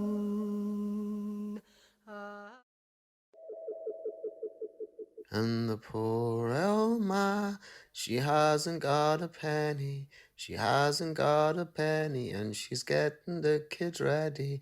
The poor Elma, and she's getting the kids ready. She hasn't got a penny to her name. think it was a way of life, because if you think That's what back men to them did. days, a lot of men weren't like that. They come out the shipyard on a Friday and right into the pub before they would get Yeah. home with the wages and that. Because on a Friday, I went to St Lawrence's School, and St Lawrence's School was straight across the street from Scotch Shipyard. And seeing a Friday, you see all the women lined up with the wains, waiting for the shipyard doors to open, and all the men would be piling out, hundreds and hundreds of them, and the women would all be still waiting in their men to get their wages before they went into the pub. And it's oh so lonely, oh, he's left us on our own, oh, down the black and amber treating strangers like they're kings. And it's oh so I spent it in the pub, the money. You ever seen them before 9 o'clock closing time and you got what was left? When you're out, we had a bit of money. Till the night my man came in after drinking his money with a box of chocolates for me, that was my wages. Box of chocolates. What happened? Well, have them happen. There were chocolates from one end of the house to the other. Is that my wages? Oh, bang. Up in the head with them. And there were chocolates from one end. And he turned around to the boys and says, look what I'm getting for bringing in chocolates. His idea was, I guess I'll manage. Aye. And so I did, one way and another. I could get the things. we know that we will suffer, and we know that we will suffer. And still people were happy. People were happy in them days. They had no money, but they were happy. And in the summer evenings, the women all used to take out chairs and sit in the street watching the wains all playing, you know, street games. And singing to all hours at night. They're sitting, singing, some good singers among them too. And the young ones, I learned to dance in the big close, what they call the close. This is a close coming up into this house, but this was a big wide one, and that's all the young ones learned to dance, and some would play a mouth organ, some of the boys would play a mouth organ.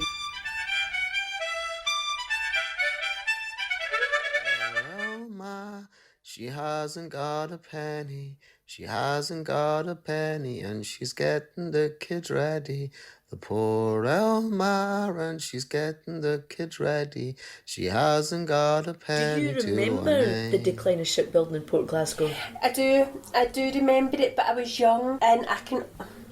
The answer, it's not going to be what you're looking for, but I can remember the year it all happened, and me having a television, for my Christmas, getting a portable telly for my bedroom, with nobody around, none of my friends or anything had one. I think I was about 8 or 9 years old, and my dad getting paid off and having his redundancy, and having this wonderful Christmas and thinking, this is magic. We didn't know what was ahead. We just know we were too young. I think I was maybe about 8 or 9 and get the television, and I can remember my pals being up and being like, oh, you got a telly in your bedroom? Not realising what it actually meant. Hold on, your dad's just been given money and his life is going to go belly up and things are going to go majorly downhill. As an innocent child, all you seen was the package that he had got. His redundancy money had bought a great Christmas for us, but it was the last one for a long time. My dad turned to alcohol. He liked to drink before that, but he turned to alcohol badly. He got frustrated that he couldn't earn, and my mother was out. My mother worked in National Semiconductor, and she earned a good wage, and it caused a lot of friction that she was earning. And it's oh so lonely, oh, he's left us on our own, oh. We're sitting in the freezing, wonder what the day will bring. And it's oh so lonely, oh, he's left us on our own, oh, down the black and amber. I worked for 4 years during the war, out in the goods station, doing a man's job during the war. The men were all the way to the war. I was there the whole war. There were other 3 women working along with me, just the 4 women in that job. And after the war, the men had to get their jobs back. They needed their jobs. So they sacked 3 women, they kept me on. I was always a worker. They kept me on as a cleaner in the office, and I was there for 20 years in that one job. Did you work before you went to work in a goods station? Did you work before that? In the mill. The mill till I got married. Worked in Myers Mill. I was a spinner. I worked in there up till I got married. I was married at 19. I had to leave when you get married. On and off, I've worked most of my life. Oh, you had to. My mother was the same. My mother went out and worked for the farmers, lifting the potatoes and at the haymaking, and the women worked hard in them days trying to earn a shilling. Do you think she was super smart? Yep. She never got the show that she probably should have got when she was young, to be pushed to really make something of herself. She was very clever. But she was great at the likes of English, and she could talk about anything because she read all the time. She was a reader. She was a reader. That was her thing. I know I'm a great one for you never think it the like of me. Poetry. I loved poetry at school, and I could read that length of poetry after this day at school. Barbara Frischie, all the different ones, Slave's Dream. It was the poetry I liked. Abu Ben Adam. I know them all yet. I think I done well at school, but I never could pick up the mathematics. I wasn't good at sums. But all the rest, history, geography, and all them kind of things, I was good at all them.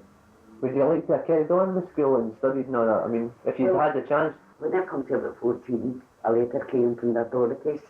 A letter came, I'd been awarded a bursary of £5. And I was up with a bit of money then. But the irregularity at school would disqualify me. And I had to come to that stage and I started to run about down so I wouldn't go to school. Never forgot that money. But I think that was £5 just to keep me on. The bursary. We didn't understand it. My mother and the old man didn't understand it. And now they do.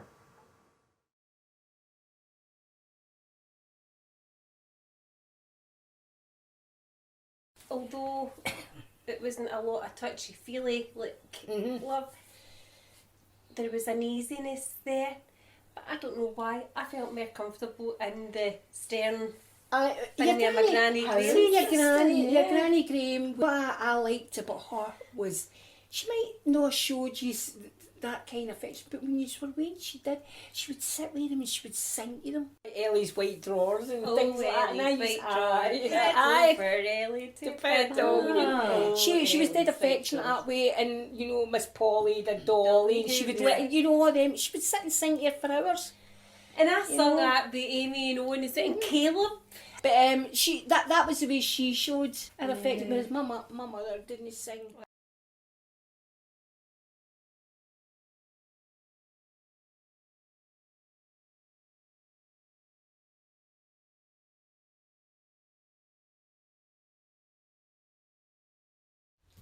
So, you came to visit and you spoke a lot about Gran last time. Well, it sparked off such a lot of happy memories and things that I had forgotten about. It was lovely. So I really enjoyed you being here and bringing all them memories back. It was things that go on in my own life that I had forgotten. I put to the back of my head. And with Gran being such a character and inspirational lady, it was just lovely to have it refreshed. It made me think a lot about our family and the way that we lived and the way that I now live with mines, and how similar the comparisons are that I never thought would have happened. I thought I would have led a totally different life with being so much younger, that things didn't change so much. So I remember saying to her, life must have been so hard, you know, how did you manage? How did you get through all the bad times? And she said, well, I had yous, and that was my happiness. Sometimes I catch myself on talking too much. Oh, no, it's a good thing, because some people don't talk at all, you know, it's worse. I love a good argument. Do you? What a voice, what a voice, what a voice I hear.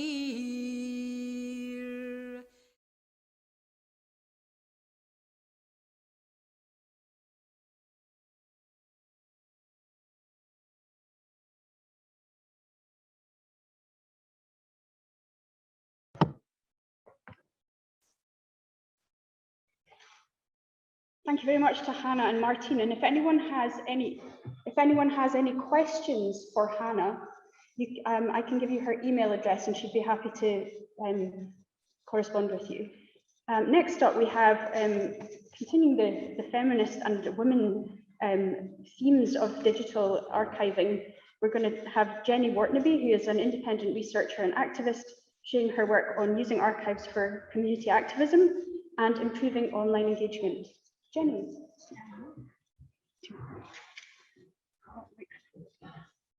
Yeah, I'm a bit short, so I'll have to stand quite close. I'm not very well today, so you might have to just bear with me. Thank you. I'll give you 5 minutes. Thank you. I think I have the next 2 slides, next one after that. Thank you. So in 1975, Alistair Tuff, who I hope most of you are kind of aware of, he currently works at NHS Greater Glasgow and Clyde and was a lecturer at Glasgow University.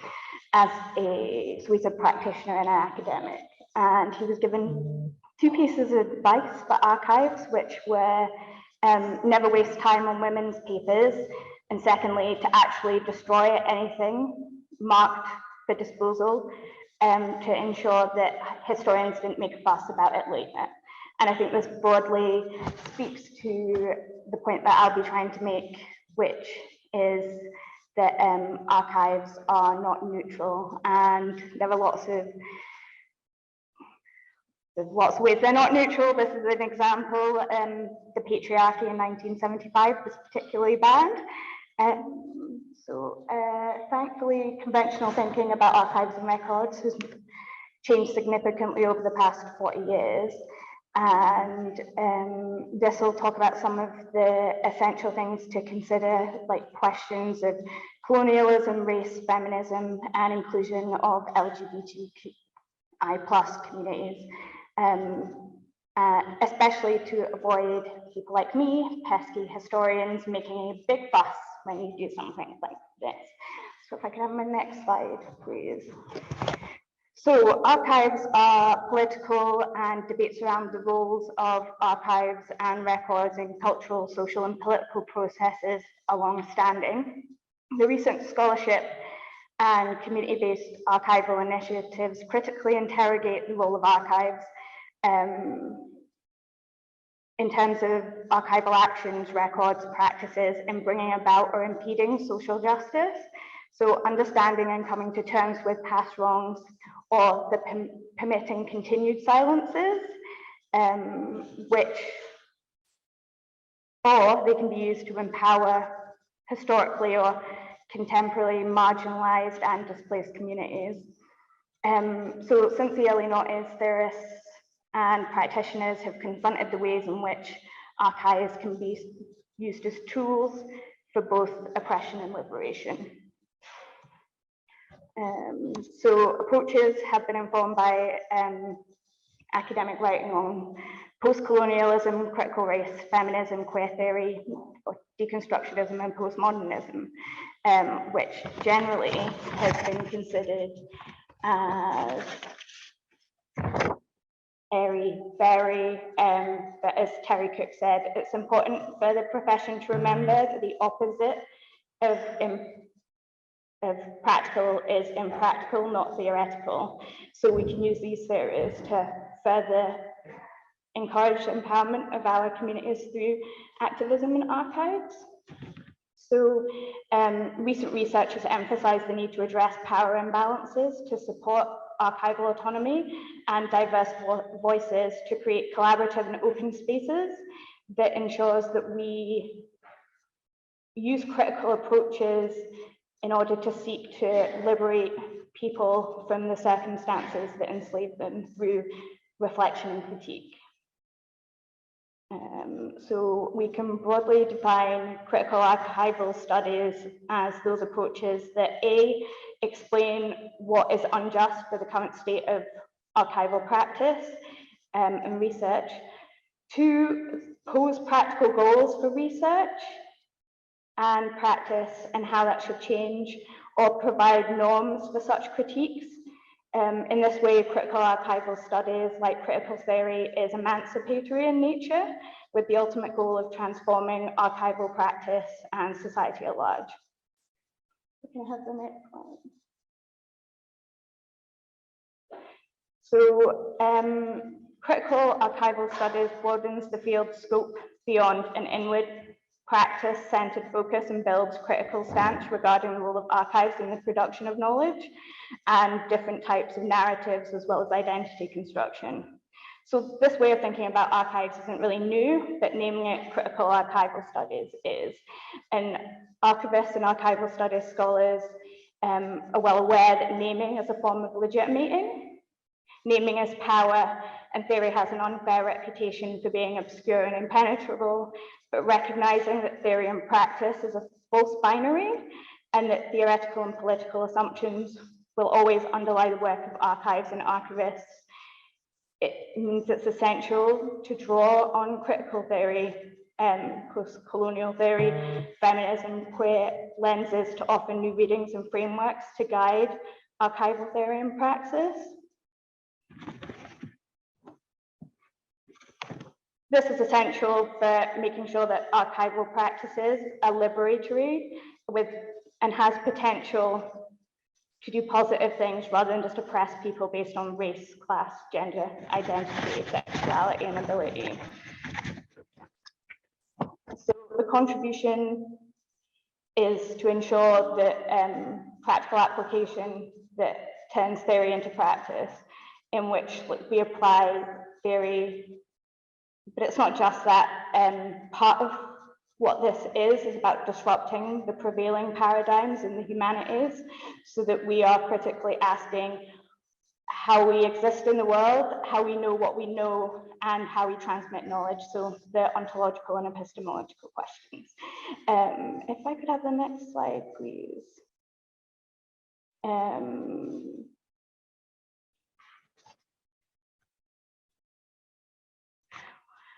I'll get onto this, but first of all, just to say that I'm not going to talk as much about what community archives are because they were described in the presentation before the last one, but they generally are focused around 5 key principles. So broad participation in all or most aspects of archival collecting, from appraisal to description and outreach, shared and ongoing stewardship of cultural heritage between the archival organisation and the larger community it represents, diverse voices and formats, including those not traditionally found in mainstream archives, such as ephemera and artifacts, and positioning archival collecting as a form of activism and ongoing reflexivity about the shifting nature of communities and identities.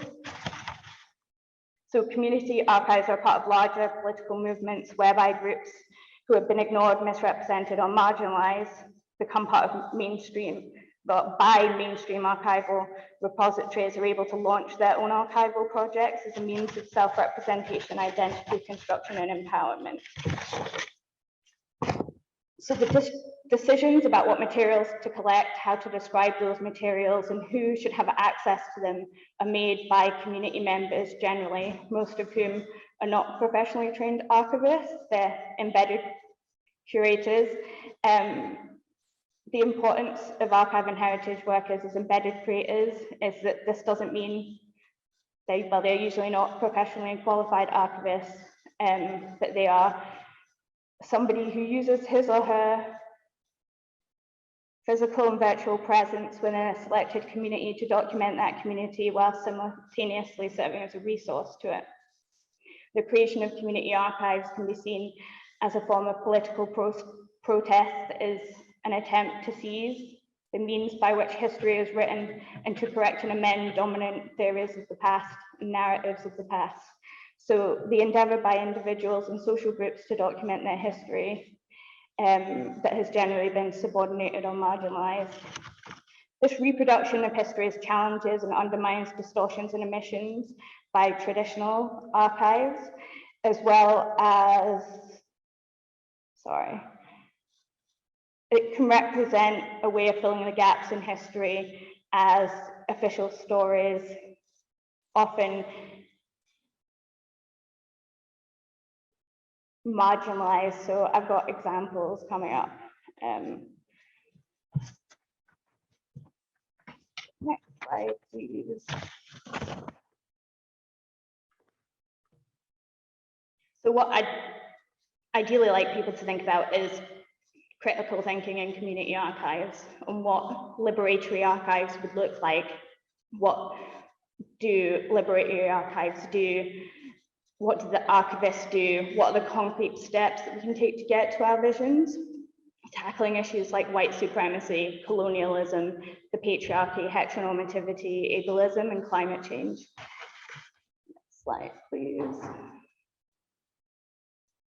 So research into the digitization of feminist archives has revealed that mass digitization and open access to materials may disregard the originating context of the items produced. So in terms of feminist archives, lots of the papers produced as part of the women's liberation movement in the 1970s were just for safe spaces. They were just for women.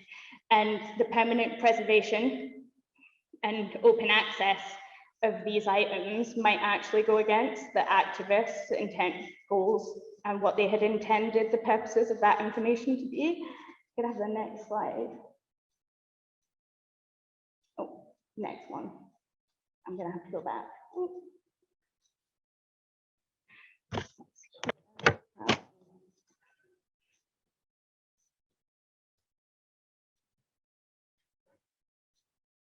Okay, there's some images missing. If you could just go back.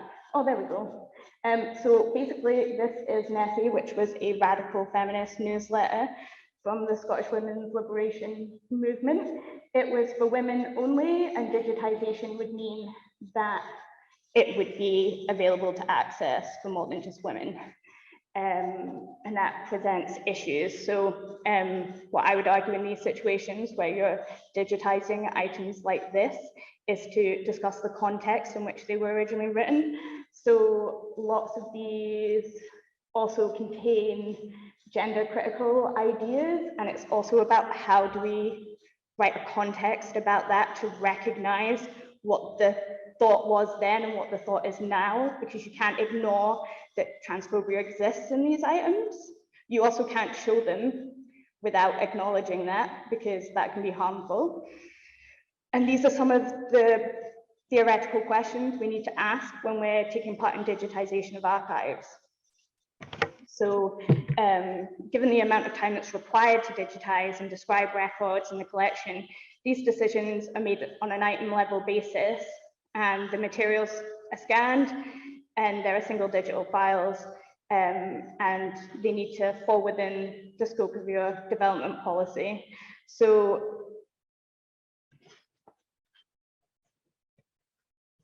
sorry. Yeah, so there are lots of issues that are present, especially with feminist writing from the 1970s, that really speaks to issues that are very current, and paying homage to that without erasing what was believed and what was said.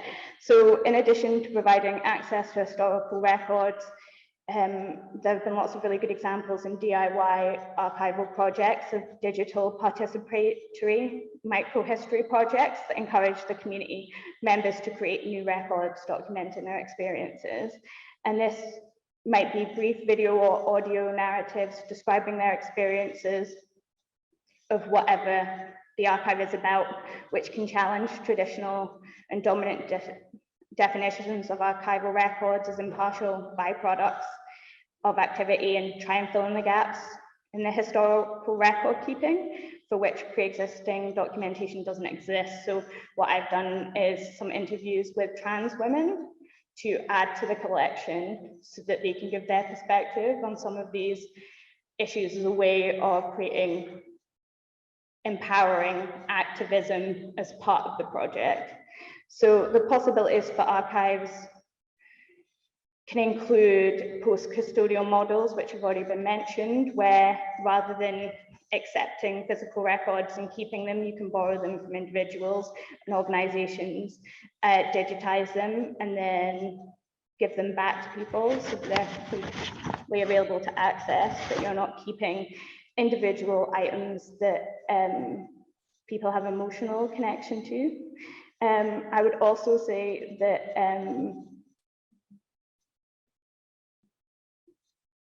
sorry. Can I get the next slide, please? So I will talk about Glasgow Zine Library. So as an example of a DIY community archiving project in Glasgow. So they are a self-publishing library, archive and community space. They have over 1,000 zines, and zines have been accepted as of archival value and historical records.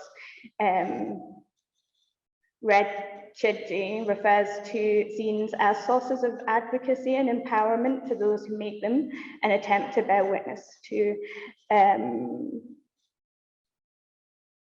their own lives and their evidence of networks, cultures and experiences of marginalized individuals and communities. And they often exist as part of anti-institutional spaces. So again, putting zines into archival spaces challenges some of the anti-institutional ideas that zine culture is a part of. I've only got 5 minutes left, so I will, next slide. Nope. Is there one for Glasgow Women's Library? Sorry, is it further back? Okay, thank you, so sorry. So the Glasgow Women's Library generates and promotes the circulation of ideas, cultural interventions and activism in the present. So as part of my research with Glasgow Women's Library, I've produced training for feminist organisations to tackle transphobia in women's organisations. And this is an example of how the archive and feminist archives can produce positive change and activism in the current spaces. So I think to summarize that archives aren't neutral, feminist activism is important, and DIY heritage and archives are incredibly important. Thank you.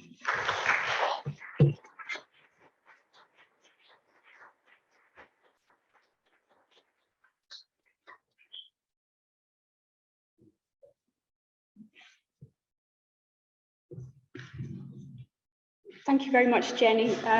Again, as I mentioned before, we'll have another opportunity to talk to all of the speakers this afternoon in the Q&A a little later on. Up now, we've got, finally, before our wee comfort break, a presentation by Glasgow Housing Struggle Archive team, which is exploring tenants' lived experiences, life support and forms of care in art and activism. Presenters are Joy Simons, project lead, Catherine Spencer, who's a lecturer in History of Art at the University of St Andrews, and Kirsten Lloyd, who's a curator and lecturer at the History of Art in the University of Edinburgh. Thank you. All right, I thought you meant now. I had 20. Hi, the slides. Thanks. All right, so my name's Joy Simons. I'm a writer and a researcher from Glasgow. I'm also a member of the National Committee of Live and Rent, which is a Scotland-wide tenants union that's been organising around bad housing conditions and landlordism over the past 5 years. So Glasgow Housing Struggle Archive is, well, next slide, is a project that's kind of just emerged over the last few months, some funding from the Lippmann Miliband Trust for Socialist Education, support from the Workers' Educational Association, to start to establish an archive of Glasgow housing struggles as a resource for contemporary housing movements in the city. And we're just at an early stage, so far we've started to build a website, we've held a number of workshops and started to build relationships with different radical archives across the city, as well as starting to record the history of Live and Rent and ongoing housing movements in the city. And it emerged partly from a course I ran for the WEA and tenants online during the first lockdown, looking at post-war housing struggles in Glasgow, realising how much of that radical history of tenants movements was buried, or how much of it was really spread across kind of out-of-date publications or across different collections, really trying to build a resource where that disparate history can be pulled together, can be curated in different ways, and tactics and strategies for today's movement can be extracted from it. Next slide, please.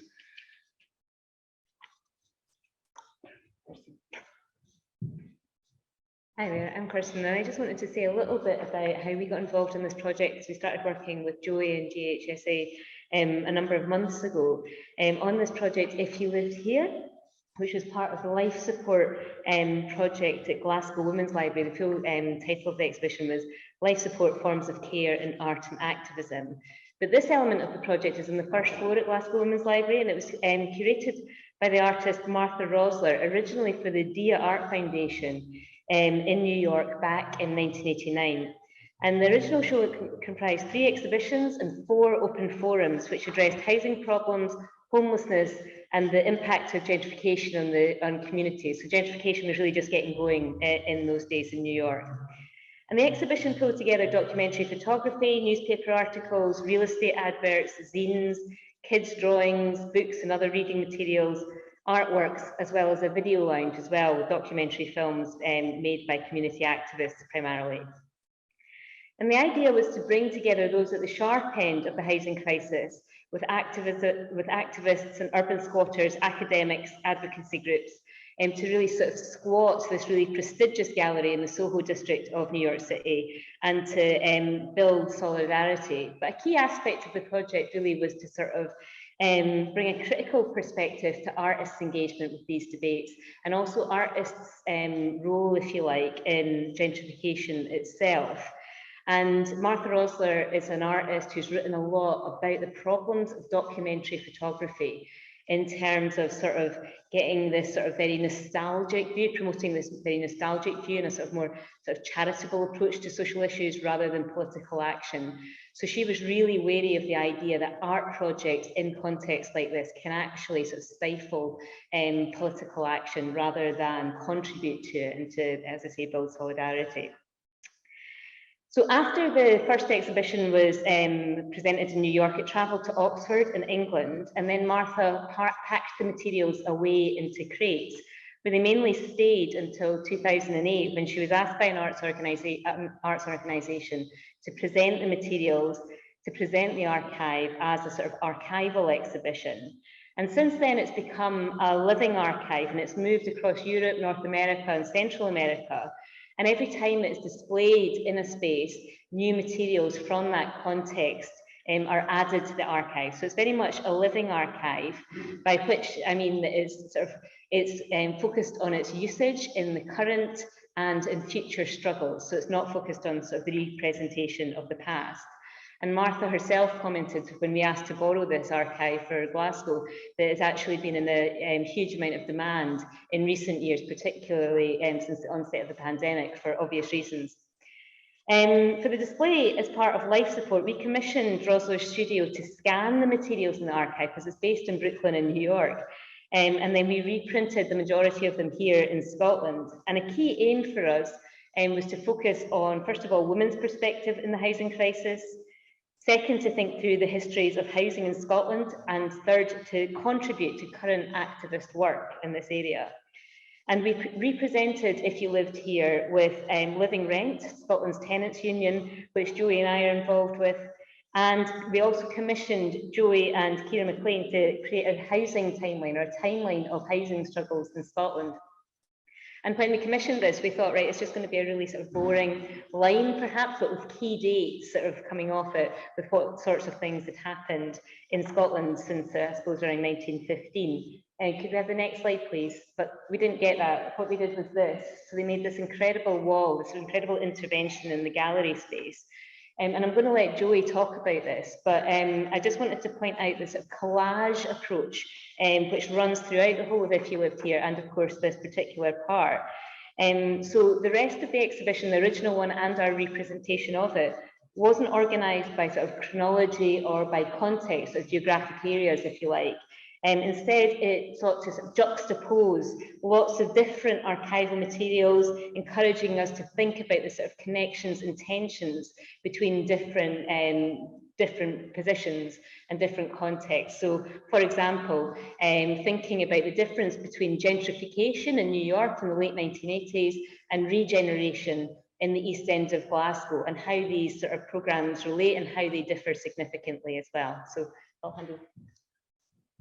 Thanks, Kirsten. So, yeah, so this housing struggle timeline that me and Ciara put together was one iteration of the archive as it exists at the moment, and it emerged as a explicit opposition to the housing change timeline that Glasgow City Council produced and used, partly to justify its current ongoing redevelopment, regeneration and gentrification of massive swathes of Glasgow. And in the Glasgow City Council approach, this very linear timeline of housing change, basically through a series of legislative and political acts that culminates in the stock transfer of Glasgow City Council housing property to Glasgow Housing Association, the creation of the Wheatley Group, and to basically, ends in this justification of the current commodification of land and housing in the city. So, our approach is to try to recover some of this hidden history of time, housing struggles and tenant organisation, to try to place it in a new context with each other, to also maybe counter some of the romanticisation that exists, or these kind of same images of 1915 and the rent strikes that are constantly reproduced.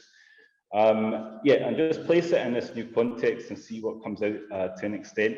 And also recognising as well, it's not a simple timeline that ends in some kind of historic success. It's mainly really a timeline of defeat in many ways, but a huge number of lessons there as well. Next slide, please.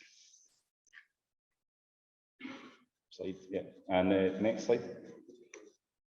So, just thinking for this conference and within the context of COP26 and the questions of sustainability and potential ways that the archive might be organised online, about connected struggles across time and place, but connected around fights for better environmental conditions, against damp, things that are still extremely relevant in Glasgow today. So, kind of looking at four main areas, so struggle of council tenants in the Gorbals against the dampness monster in the late 70s, the organisation of Catherine McCormick and other Easterhouse residents in the East End of Glasgow, also campaigning against damp in the 1980s, Take Root Archive, which exists at the Glasgow Women's Library around a women's self-build collective, and today's Live and Rent organising around sustainability and housing conditions. Next slide, please. So, again, it's trying to, piece together or find new threads to kind of tell the story of Glasgow housing and the role of tenants' own self-organisation within that. So the Gorbals, obviously one of the most kind of notorious, slums, especially at the end of the Second World War in Glasgow. And in 1946, there was a major movement to occupy army camps and then private mansion houses, hotels and clubs across Glasgow, and many of those families came from the Gorbals, 100,000 homeless families in Glasgow at the time. The Glasgow Unity Theatre, a Marxist working class theatre group based out of the Gorbals, wrote the Gorbals story, which was seen by tens and tens of thousands of people across Scotland and also down in England. And I found a nice wee story that they invited the Lord Provost to come and view a performance, and they also invited, the Unity Theatre invited families that were squatting different places around Glasgow at the time to embarrass the mayor. So yeah, this kind of history, post-war history of the Gorbals, is relatively well known. Next slide. But again, like the demolition of tenements and the building of new developments in Hutchison Town in the Gorbals, again, these same slum conditions or conditions of dampness were recreated under a new property regime in a much less well-known struggle by tenants in Hutchison Town E to campaign against the extreme conditions of damp in the new flats that were built. And yeah, it's a report of the Gorbals anti-dampness campaign, the struggle against the dampness monster, published by Richard Bryant in the 80s. Next slide. So what's interesting about the struggle is that this was a rent strike by council tenants who were essentially isolated. They received very little support from the labour or trade union movement as it existed in the time. And Richard Bryant reflects on this idea that previous struggles and the role of history, so for example, the Great Rent Strikes in 1915, they could act as a source of inspiration, but also as a source of political paralysis for the movement. You know, when the level of struggle is much lower, when you don't have this industrial base, when organisation is less, you know, is it possible to organise rent strikes? What's even the point? But they did this, and they campaigned mainly, next slide, firstly against the, and next slide, the protesters, against attempts by Glasgow City Council, Glasgow Housing Department officials to blame tenants themselves for the conditions of dampness they were living in. So there's notorious stories of housing officials always having a cold every time they came round to a flat. If you go to the next slide, here was a list of reasons, for example, like no hot baths, no heavy breathing, no sex, no wet clothes. And yeah, the organisation of tenants first overcame this blaming in the first stage of the struggle. Next slide, please. All right, I'll go back one. So so across a period of 5 years, they organised a huge campaign with kind of advocacy groups, letter writing, petitions, eventually escalated to a rent strike of hundreds of tenants demanding that they be rehoused and that rent arrears be cancelled.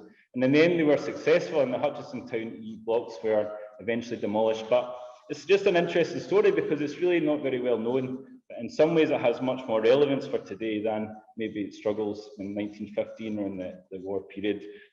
Next struggle. In a way. So, yeah, the way is looking at these cycles that keep repeating in Glasgow, though. So here we can see a picture of Old Easter House, which was originally a mining village. And in 1875, the Glasgow Herald did a special series of reports on miners' villages and miners' cottages across Scotland. And Easter House in Baillieston was one of the places. And in it, they report the absolutely atrocious conditions of extreme overcrowding, disease, damp that miners were forced to live in, while huge profits were ripped out the ground. Next slide.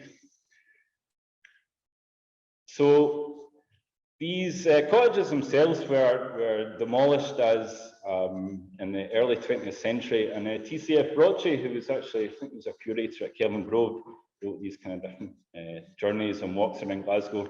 Here at the start of the 20th century, talks about meeting a couple, 80 and 82 years old, that lived in the old Teakit Clackens that existed in Easter House, and kind of condemns modern sanitarians for demolishing these cottages, saying that it didn't seem to do them any harm.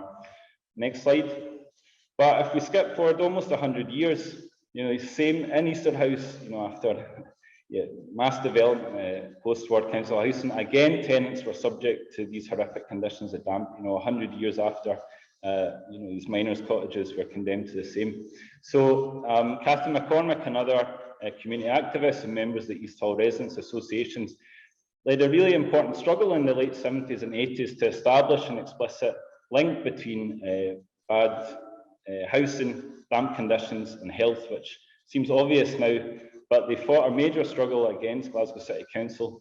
They, next slide, they worked with scientists, with architects, with technicians to prove these medical links, and also to design a series of innovative passive house blocks in Easter House. And got European funding. In the end, they forced Glasgow City Council to change housing policy by making central heating mandatory and by funding these houses. And again, many of these things which are maybe now claimed by Glasgow City Council, are actually only the result of the organisation of tenants. Next slide. And there was also, just really creative tactics that were deployed. So it's a little clip of the play Damp Busters that Catherine McCormick and others produced and performed in Easter House and other working class communities around Glasgow. There's a lot of puns about mushrooms. But again, for Live and Rent, we viewed this material, recently a tenant that's been evicted in a town outside Glasgow. She's recently created her own play, and we're going to show a film of that tonight at the Work of Stories event. So it's just this really rich history that is still relevant for today. And the House and Archive is just finding a way to kind of collate, to share this, to decide how to organise that material as a political resource for us today. Next slide. And census seems there's a bit of a moment. So as well as this kind of growth in tenants' unions in Scotland and England and right across Europe, there's been renewed interest in questions of housing. So, for example, here is Winnie Herbstein, who's an artist. She recently produced a film based on extensive interviews with Catherine McCormick, the use of Catherine McCormick's archive, and also donation of archive materials to her by some Glasgow School of Art architects that worked in the project. So it seems, there's a bit of momentum around recovering this history and deciding how it can be used to challenge inequality in land and housing today. Next slide. I don't know where we are. Okay. Hiya, my name is Catherine, and I'm just going to talk really quickly to kind of wrap things up about the Tape Root Archive, which is an archive that Winnie Herbstein has also been working with as part of a series of films around housing struggle. And as Kirsten was saying, we had a video lounge as part of the life support exhibition at Glasgow Women's Library earlier this year. And as part of that, we were able to show a film called The House That Jill Built, which was made in 1998. And it was about Take Root, which was a self-build women's group in 90s Glasgow. And that film documented the experiences in particular of Adele Patrick and Sue John, who were also founder members of the Glasgow Women's Library, about the challenges that they experienced during that project. So there's this really close link between Take Root and the Glasgow Women's Library. And this film captures the excitement that they had about this project, but also the challenges in that the homes were ultimately built, but with really significant compromises. The main one being that they couldn't be self-built after their funding was withdrawn, which meant that they weren't autonomous, which had been one of the key aims of Take Root as a feminist collective. So Glasgow Women's Library has the archive of Take Root, which contains administration, photographs such as the one on the slide, and meeting minutes. And one of the films that Winnie Herbstein has made is called Minutes. And for that film, she works with a group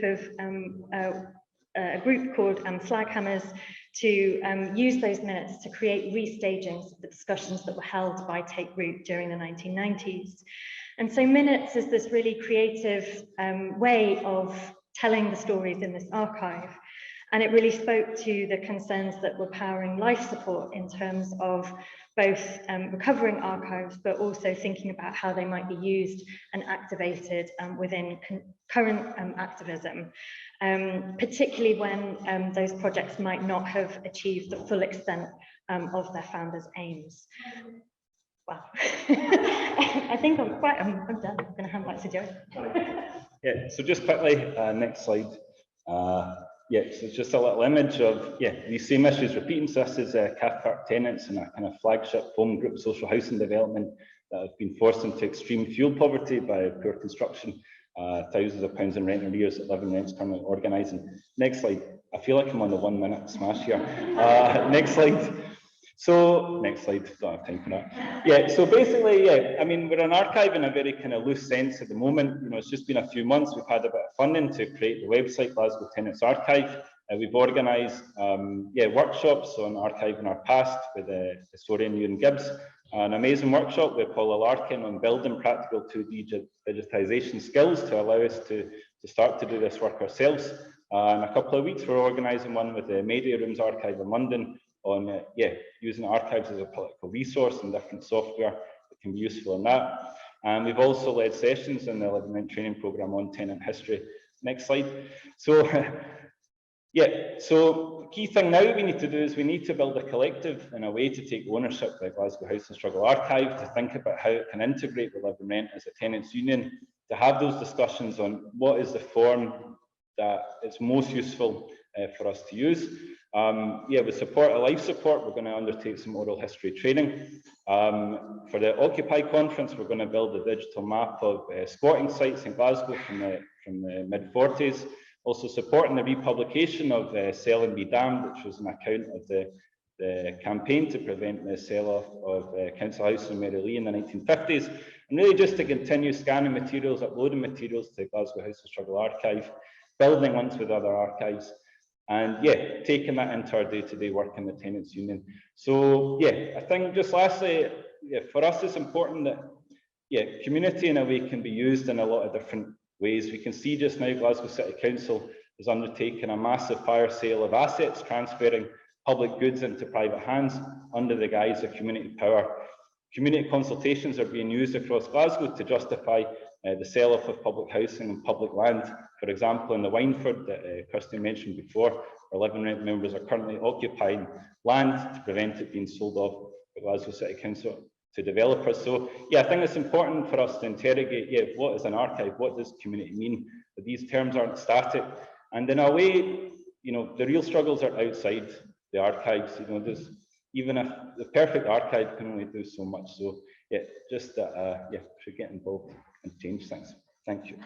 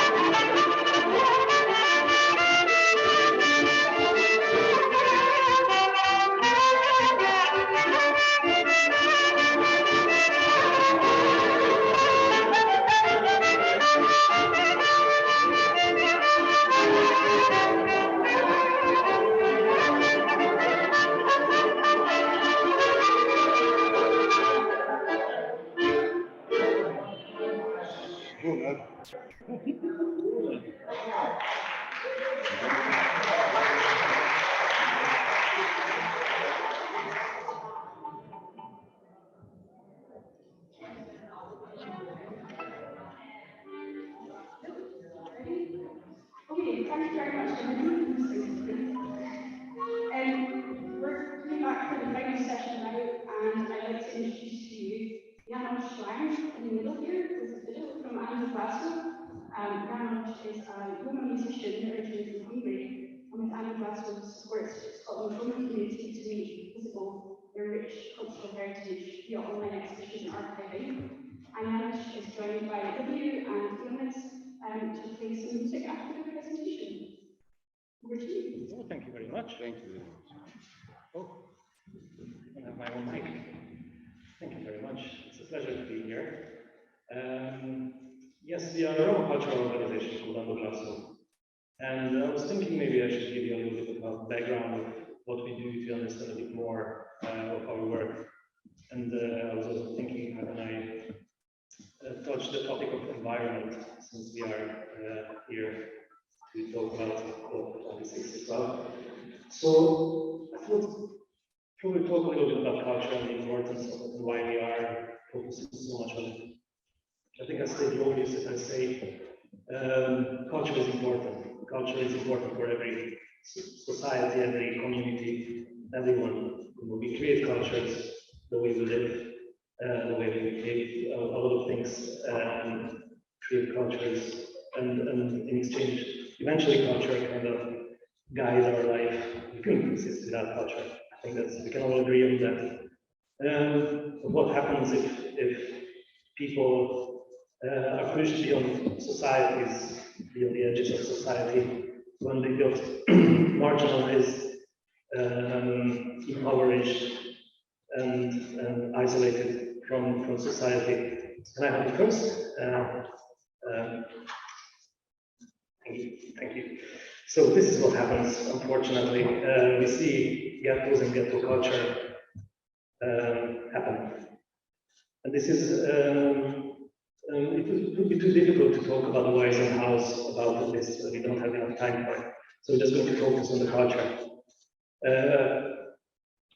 What happens around Europe is that the large, very widespread ghettoization of Roma communities during the 20th and 21st century has a very, very negative effect on their societies. And with that, we saw the emergence of a culture that grows out of ghettoized communities. It's very, very difficult, very, very deep-rooted problems. And the two goes hand in hand. You know, the pictures you see there, you know, this is just to represent what this means for the environment and how it affects Roma people's life. It's very important to emphasize that this culture is not Roma culture.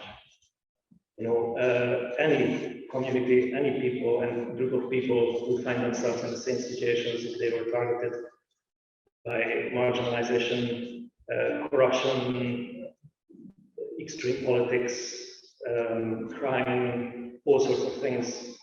And unfortunately, the culture that grows out of it is the opposite. What we in the mainstream society would identify as culture. The word home means something very different for people who live in these conditions. Of course, not all the Roma people live in these conditions, and that's why it was for me very important to identify what is that keeps so many Roma people resilient against those influences and strong. It's very hard to put into one word all the from the genocide to all sorts of horrible things that happened to Roma people over these centuries. And what I discovered was that all the people I knew, other Roma people who still remained part of the mainstream society and remained resilient, were strongly connected to our Roma cultural heritage. And that was pretty much what made me decide to set up Under Glasgow and find the living Roma culture amongst communities and see how can we use it to empower Roma people. Because this kind of living situation, ghetto culture, does cut off Roma people from their own valuable Roma cultural heritage. And it is a very nasty thing, and it goes hand in hand with the living situation of people. And quite often, the first reaction to this, how to support, how to help, would be first aid, you know, straight away, which is quite rightly so. Probably the first right move to help people in this situation. But what you also discover that if you don't address the cultural deprivation that comes with these marginalized communities, it is not enough. So to tackle and reverse the kind of downward spiral that it causes, it is very important to understand culture and use it to empower people. And it's important because it is very difficult to eliminate, to tackle. It is not as black and white, of course, as I put it. It's a very deep-rooted, very difficult issue. And even if you move people away from these conditions, the culture can follow. And if you could have the next slide, please. And that's why images as such will pop up even here in Long Hill. It is, again, the kind of ghetto culture is I can only compare it to like a nasty stalker, it follows you. It attacks you if you don't pay attention to it. It pops its ugly head up from time to time. And it also distracts from, for example, in Lebanon, from all the amazing work that is happening on the ground by other organizations such as Community Renewal, Romano Governing Adults, housing associations, etc., etc. These are working really hard with the Roma communities and are making an incredible development within Roma societies and communities. But of course, the sensationalist populist media would jump on these images straight away because it's easy to create clickbaits straight away, and make up their own fantasy horror stories that goes with it. So it's very, very damaging for Roma empowerment in general. And that's why we're really focusing on addressing the importance of empowering Roma people through our culture. Because Scotland is in a very, very good position to do that. There are so many different Roma communities living in Scotland, and there is quite a rich heritage among these communities. Scotland is a very welcoming, open-minded, progressive country. So I think it is important to talk about these issues and emphasize that first aid help on the ground support will need to always go hand in hand with cultural development of Roma communities as well. And yes, if you could go to the next slide, please. The project, yes. So probably even though this is a bit bleak, what I was talking about so far, but hopefully it will give you a bit of an idea of what is the inspiration behind your work and also why are we doing what we are doing. I talk a lot about culture, but probably also should talk a little bit about Roma culture itself, what we are trying to find and use. We can't really talk about one Roma culture because there is not one Roma nation and there is not a Roma country. So Roma communities couldn't develop the same complex, big cultural heritage like any other Western European societies. We're talking about very little subgroups of Roma people whose life and culture mainly surrounded itself around professions, crafts, what they could practice while they were living in a nomadic lifestyle back in the days. So when we talk about Roma culture, these are the kind of territories we're trying to find. There are common grounds, there are such as language and one of our biggest cultural legacy, that is music. Music is pretty much the biggest element of any Roma culture in any group that you come across. There's a good reason for that. As I said, most of these cultures were drawn out of trades and crafts.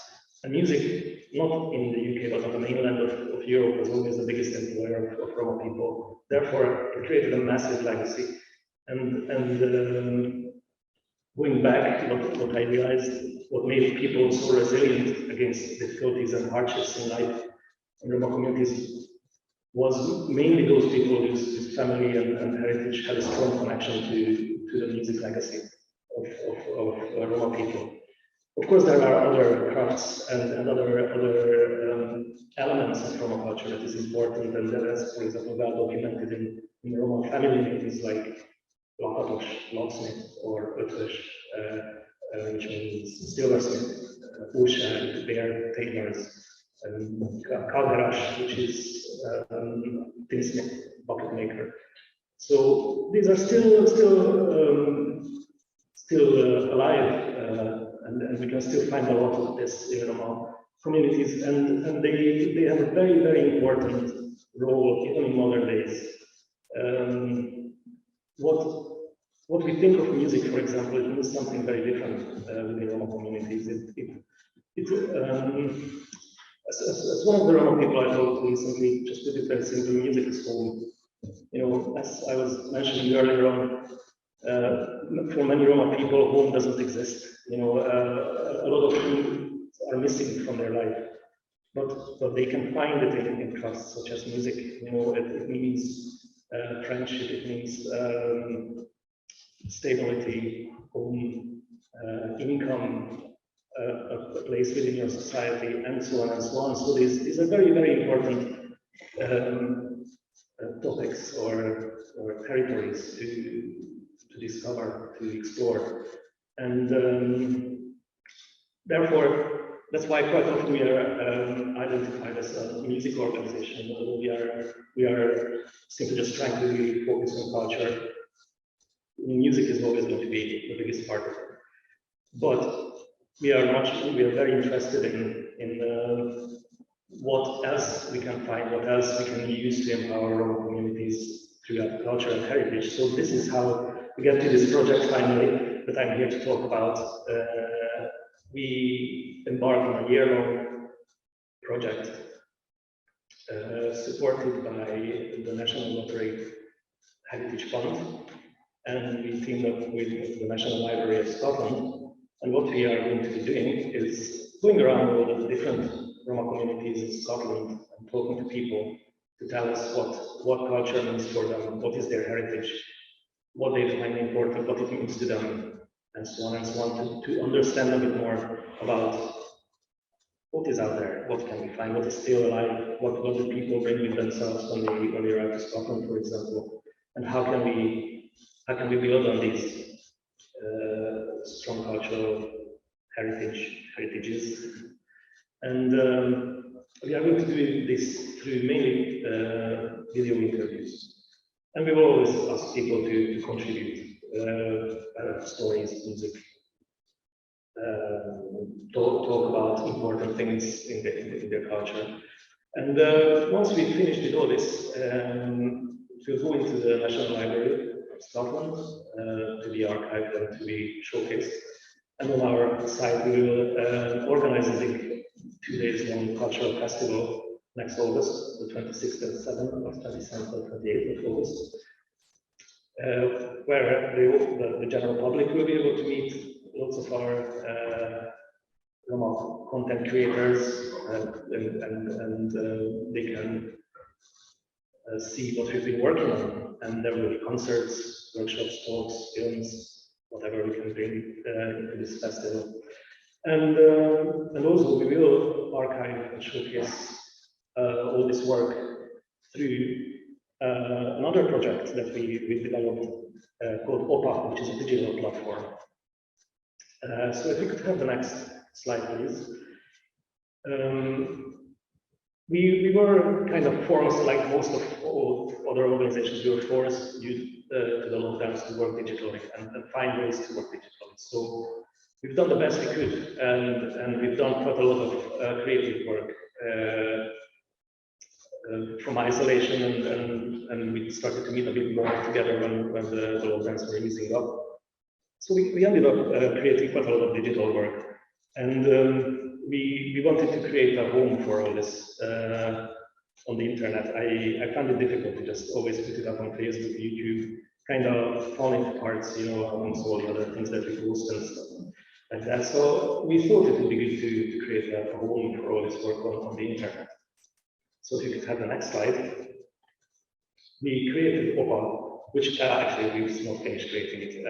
It will be launched properly in January, although you can still have a look at it, it's there, but we are still working on it, and we are still populating it with the material. So what it does is basically, it has got two functions.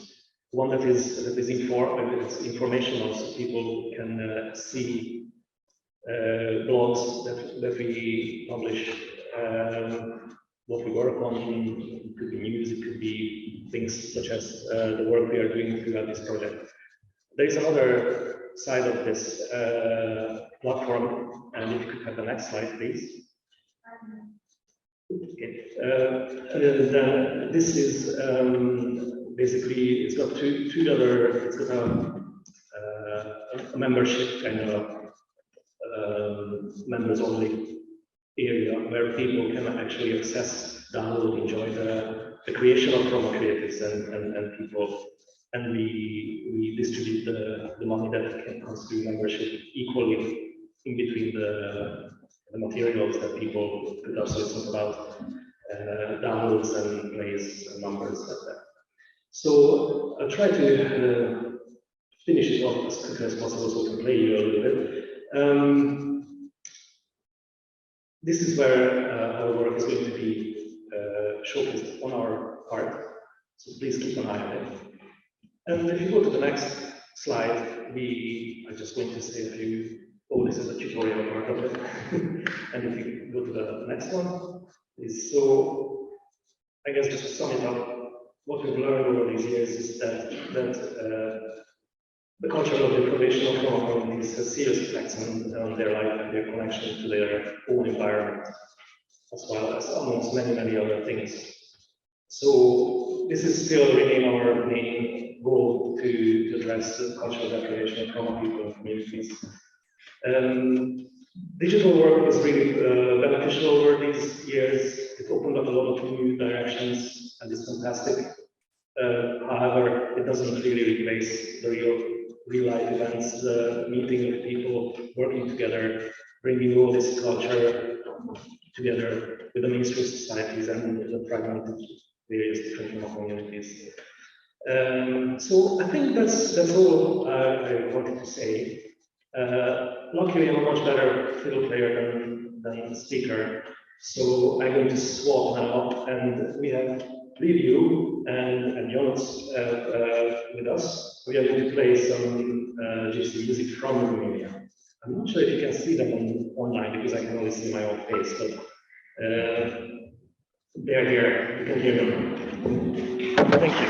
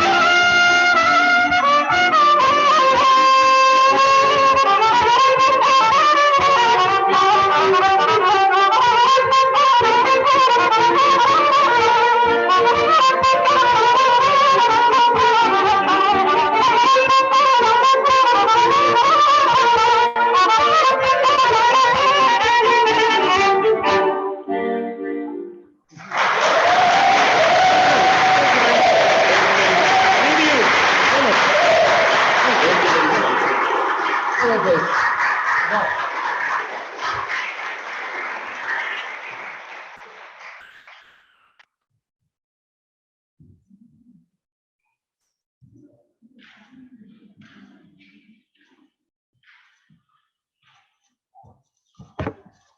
thank you very much, Janos, Janet, and with you. We'll get them back on just at the end, I think.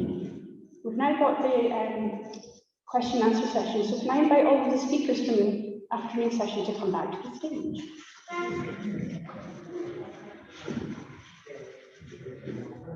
If you have a question, please shout it out and we'll be repeating it on the microphone so that our viewers online can also hear it.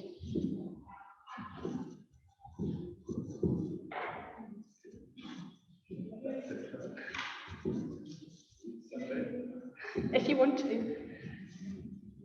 Do we have anyone positioned in front of the camera, just behind those two, if possible? Yeah, if you can sit around the table, that would be good.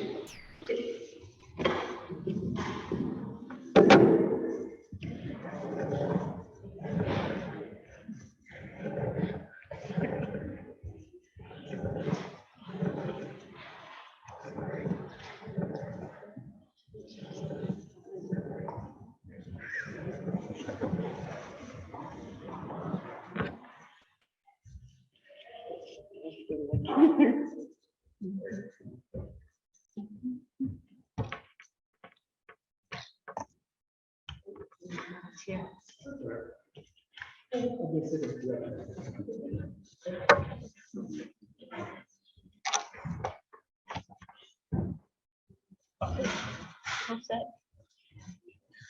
Are you okay? So no questions. Are there any questions? Oh, is that working now? Oh, I wait for Callum, sorry. Okay. Sorry.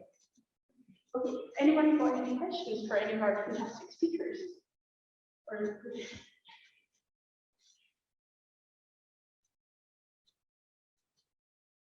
any from online?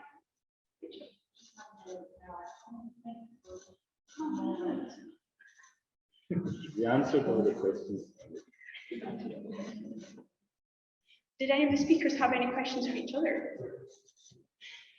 Put you on the spot again, sorry.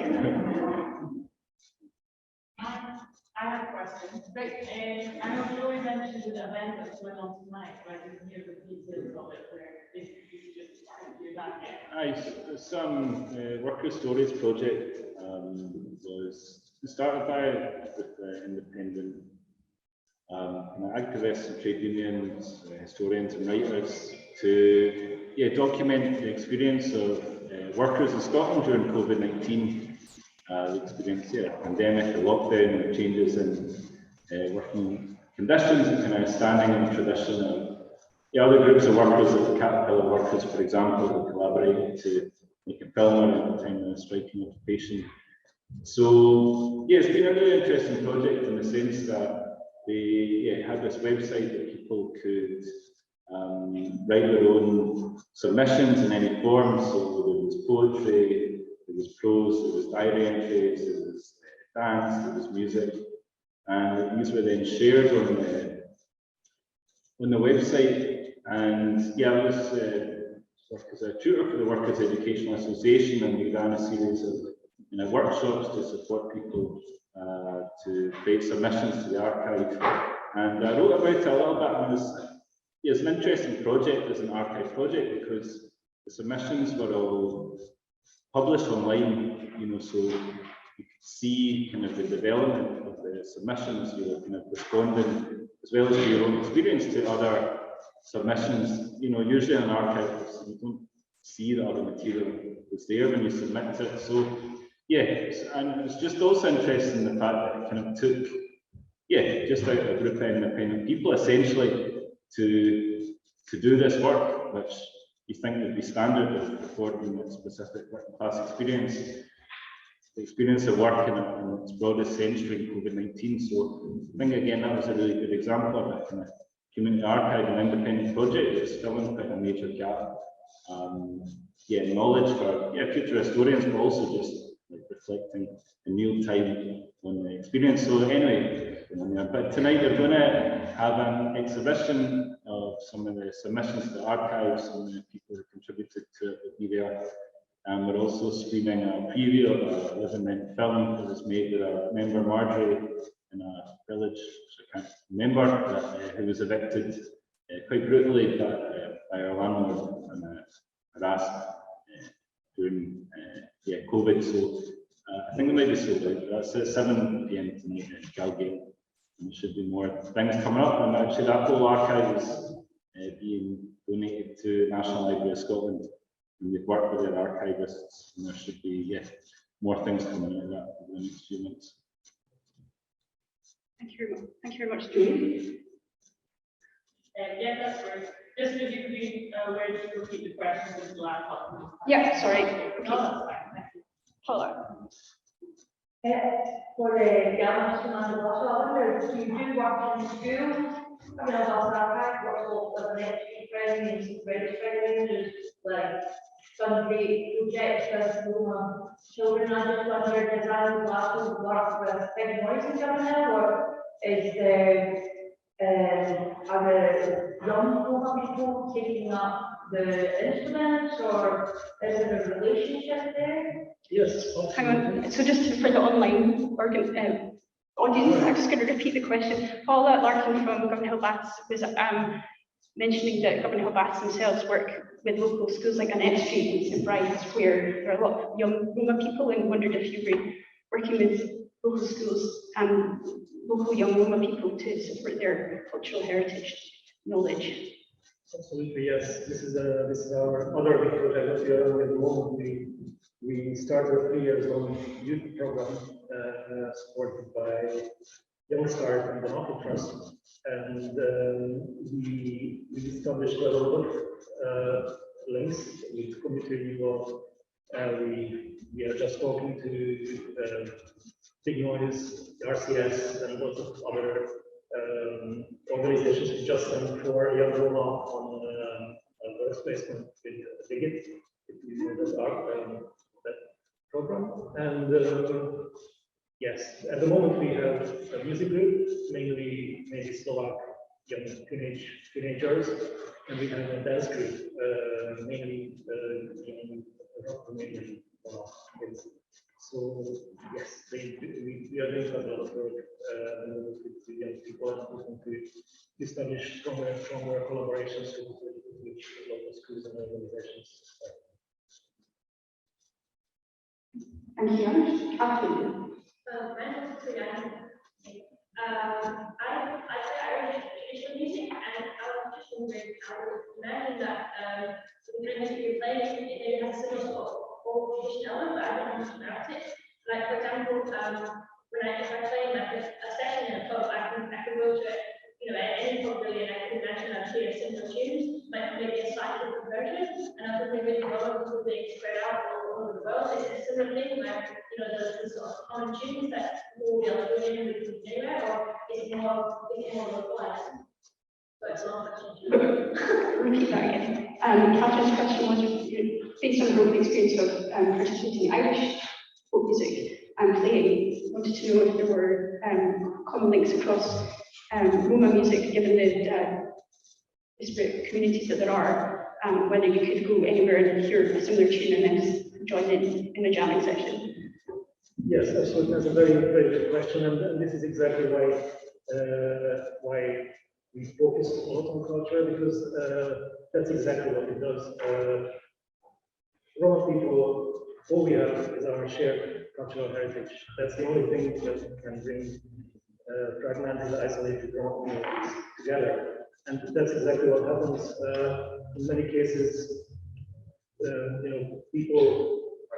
Similar to language, they speak the same language with different dialects, so they're aware of it, that they like it, but very rarely they have a chance to meet and exchange this. So our other project, the artist in residence that we do at the moment here in the Southwest Central, is exactly that's what it does. Brings various people from different communities together to explore each other, our shared cultural heritage, and do that. Okay. So is there a Scottish Roma dialect Yes. emerging? Absolutely. Well, there's already one. There's the indigenous Scottish Gypsy Roma traveller community, of course, with their own dialects and their own culture. Okay, any more questions? Design. So that question for anyone who's looking at it, user generated content at the heart of the project movement. Do you feel that funding is necessary to get projects outside probably the whole? So the last question is asking, her project time and time is typically voluntary committed. Do you, any of the speakers find that funding is essential to get projects off the ground? And that's a question for you. Just because people can't hear you online, so if whoever wants to answer, use the mic. You're going to have to share it, I'm afraid. For my project, not really. In terms of the training and stuff, I'm offering that to organisations as a freebie, and like I'll be writing blog posts about it and stuff, and like putting it out there, as well as like working with the Women's Library to disseminate it. So sometimes having partners can make a difference. If you have a partner instead of funding, that can sometimes help. I don't know about anyone else.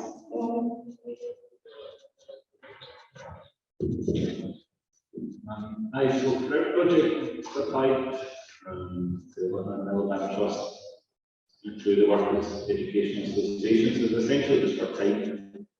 4 hours Francis on the website. So I mean, I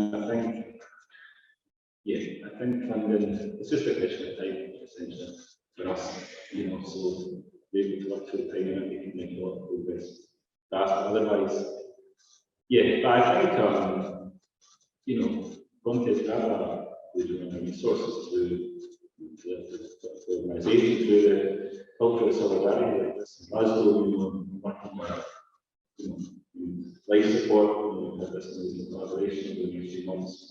All this, I think there's ways to do it, but I think the money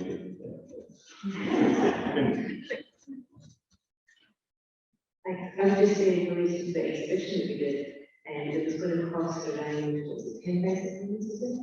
And between £5,000 and £10,000 to bring the archive from the US to Glasgow for one show and then back again. And so we decided, as I said, to scan the materials. So we paid for labour of people to scan the materials, and then Martha and Rutherford actually were really happy because that meant that others should do the same in the future. So it was an investment in the future. It meant that most of the materials we presented weren't original, but it might be any difference to the experience.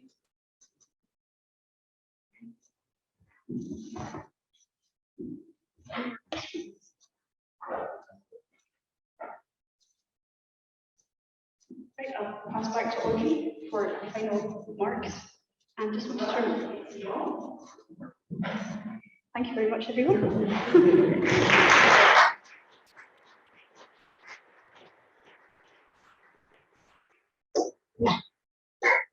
I think we now all have to sit down like this.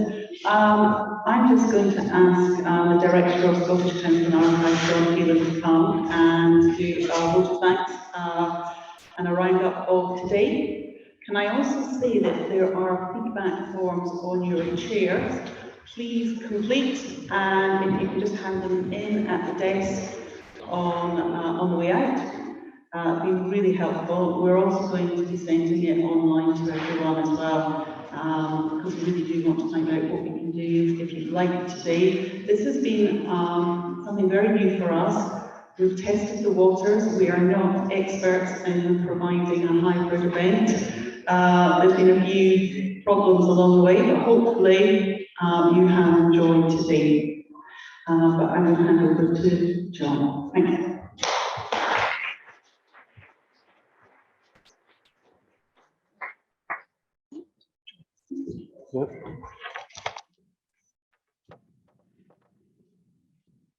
On the screen.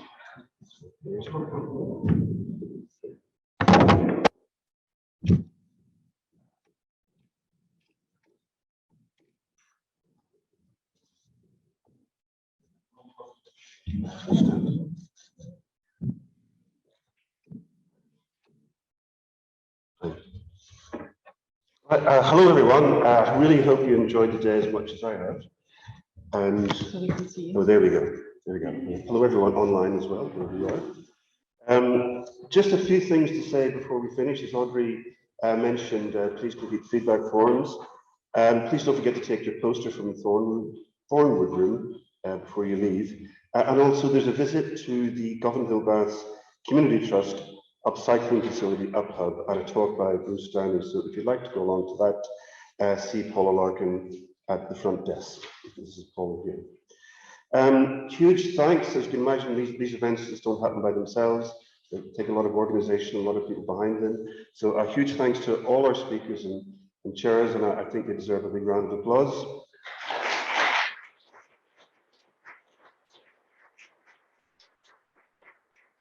To you, our audience, here in person, how wonderful it is to actually get a proper conference for the first time in God knows how long, back since the before times. So it's nice to see people in their entirety rather than just their head and shoulders.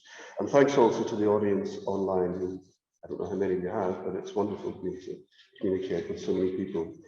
To Eve Boyle for her brilliant comparing of the 1 Minute Madness, to the Community Archives Heritage Group and Community Archives Heritage Group Scotland, to the Archives and Record Association UK and Ireland for their ongoing generous support, to our terrific volunteers Elaine, Eleanor Kirk, Emma, Astra and Elizabeth, Conference Committee, Paula Larkin, Phil Astley and Nikki Imrie, the team here at the Point Community Hub. It's a fantastic facility and they made us really welcome, so thank you so much. My colleague Rachel Talbot, who joined us just towards the end of the summer and has done a fantastic job, and to Audrey Wilson, who's led in this conference from the start, and I think deserves a very special round of applause.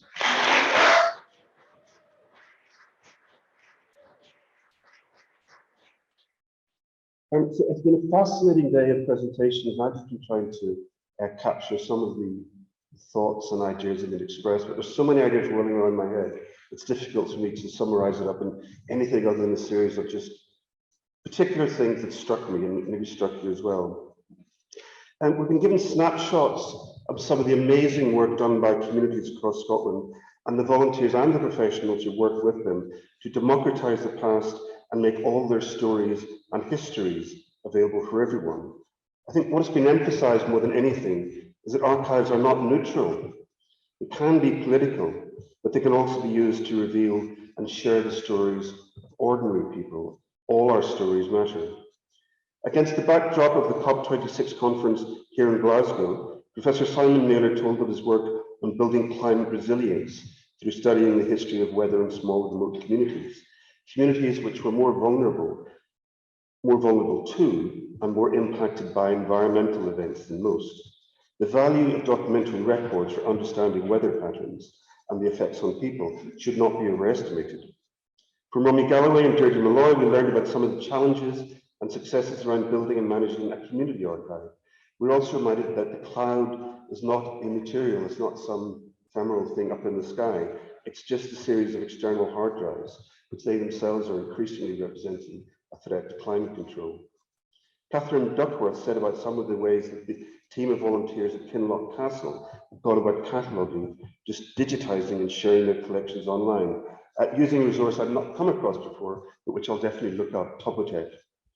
I was very struck with the point made by both Nicola McHenry and Dr. Niamh Moore about archives, art and heritage being instruments for social change. Community archives in particular, when controlled by the community and not an outside agent, can be used to protect the environment and challenge prevailing hierarchies. We heard some of the powerful women's voices from Scotland's industrial past, too often overlooked in mainstream archives, highlighting the point made by Hannah Wood and Martine Robertson that oral history recordings can be used to support participating heritage for everyone. And Jenny Waterby spoke about a archival theory is increasingly informed by a post-colonial mindset. Julie Catherine Kirsten talked about the project to tell the story of Glasgow's housing history, stories of dampness, the fight for decent living conditions, and the link between poor housing and sickness, particularly in Glasgow in the West. And Yanis explained how important it was to help support and empower Scotland's Roma communities by exploring and documenting the living cultural heritage of their different communities. And thank you again to Yanis and his colleagues for their wonderful music. In listening to people speak at this conference about stories and change and the climate threat which now faces all of this, I am reminded of the statement issued by the International Council of Archives and other international organisations early last year at the start of the COVID pandemic. The duty to document does not cease in a time of crisis. Archives matter, whether they are the records of a small group of people or the national archives of the country. They provide evidence, ensure accountability, and connect us with people just like us who didn't live in the past, just a different present. We can and must learn from them as we face the challenges of the future. Thank you and safe home.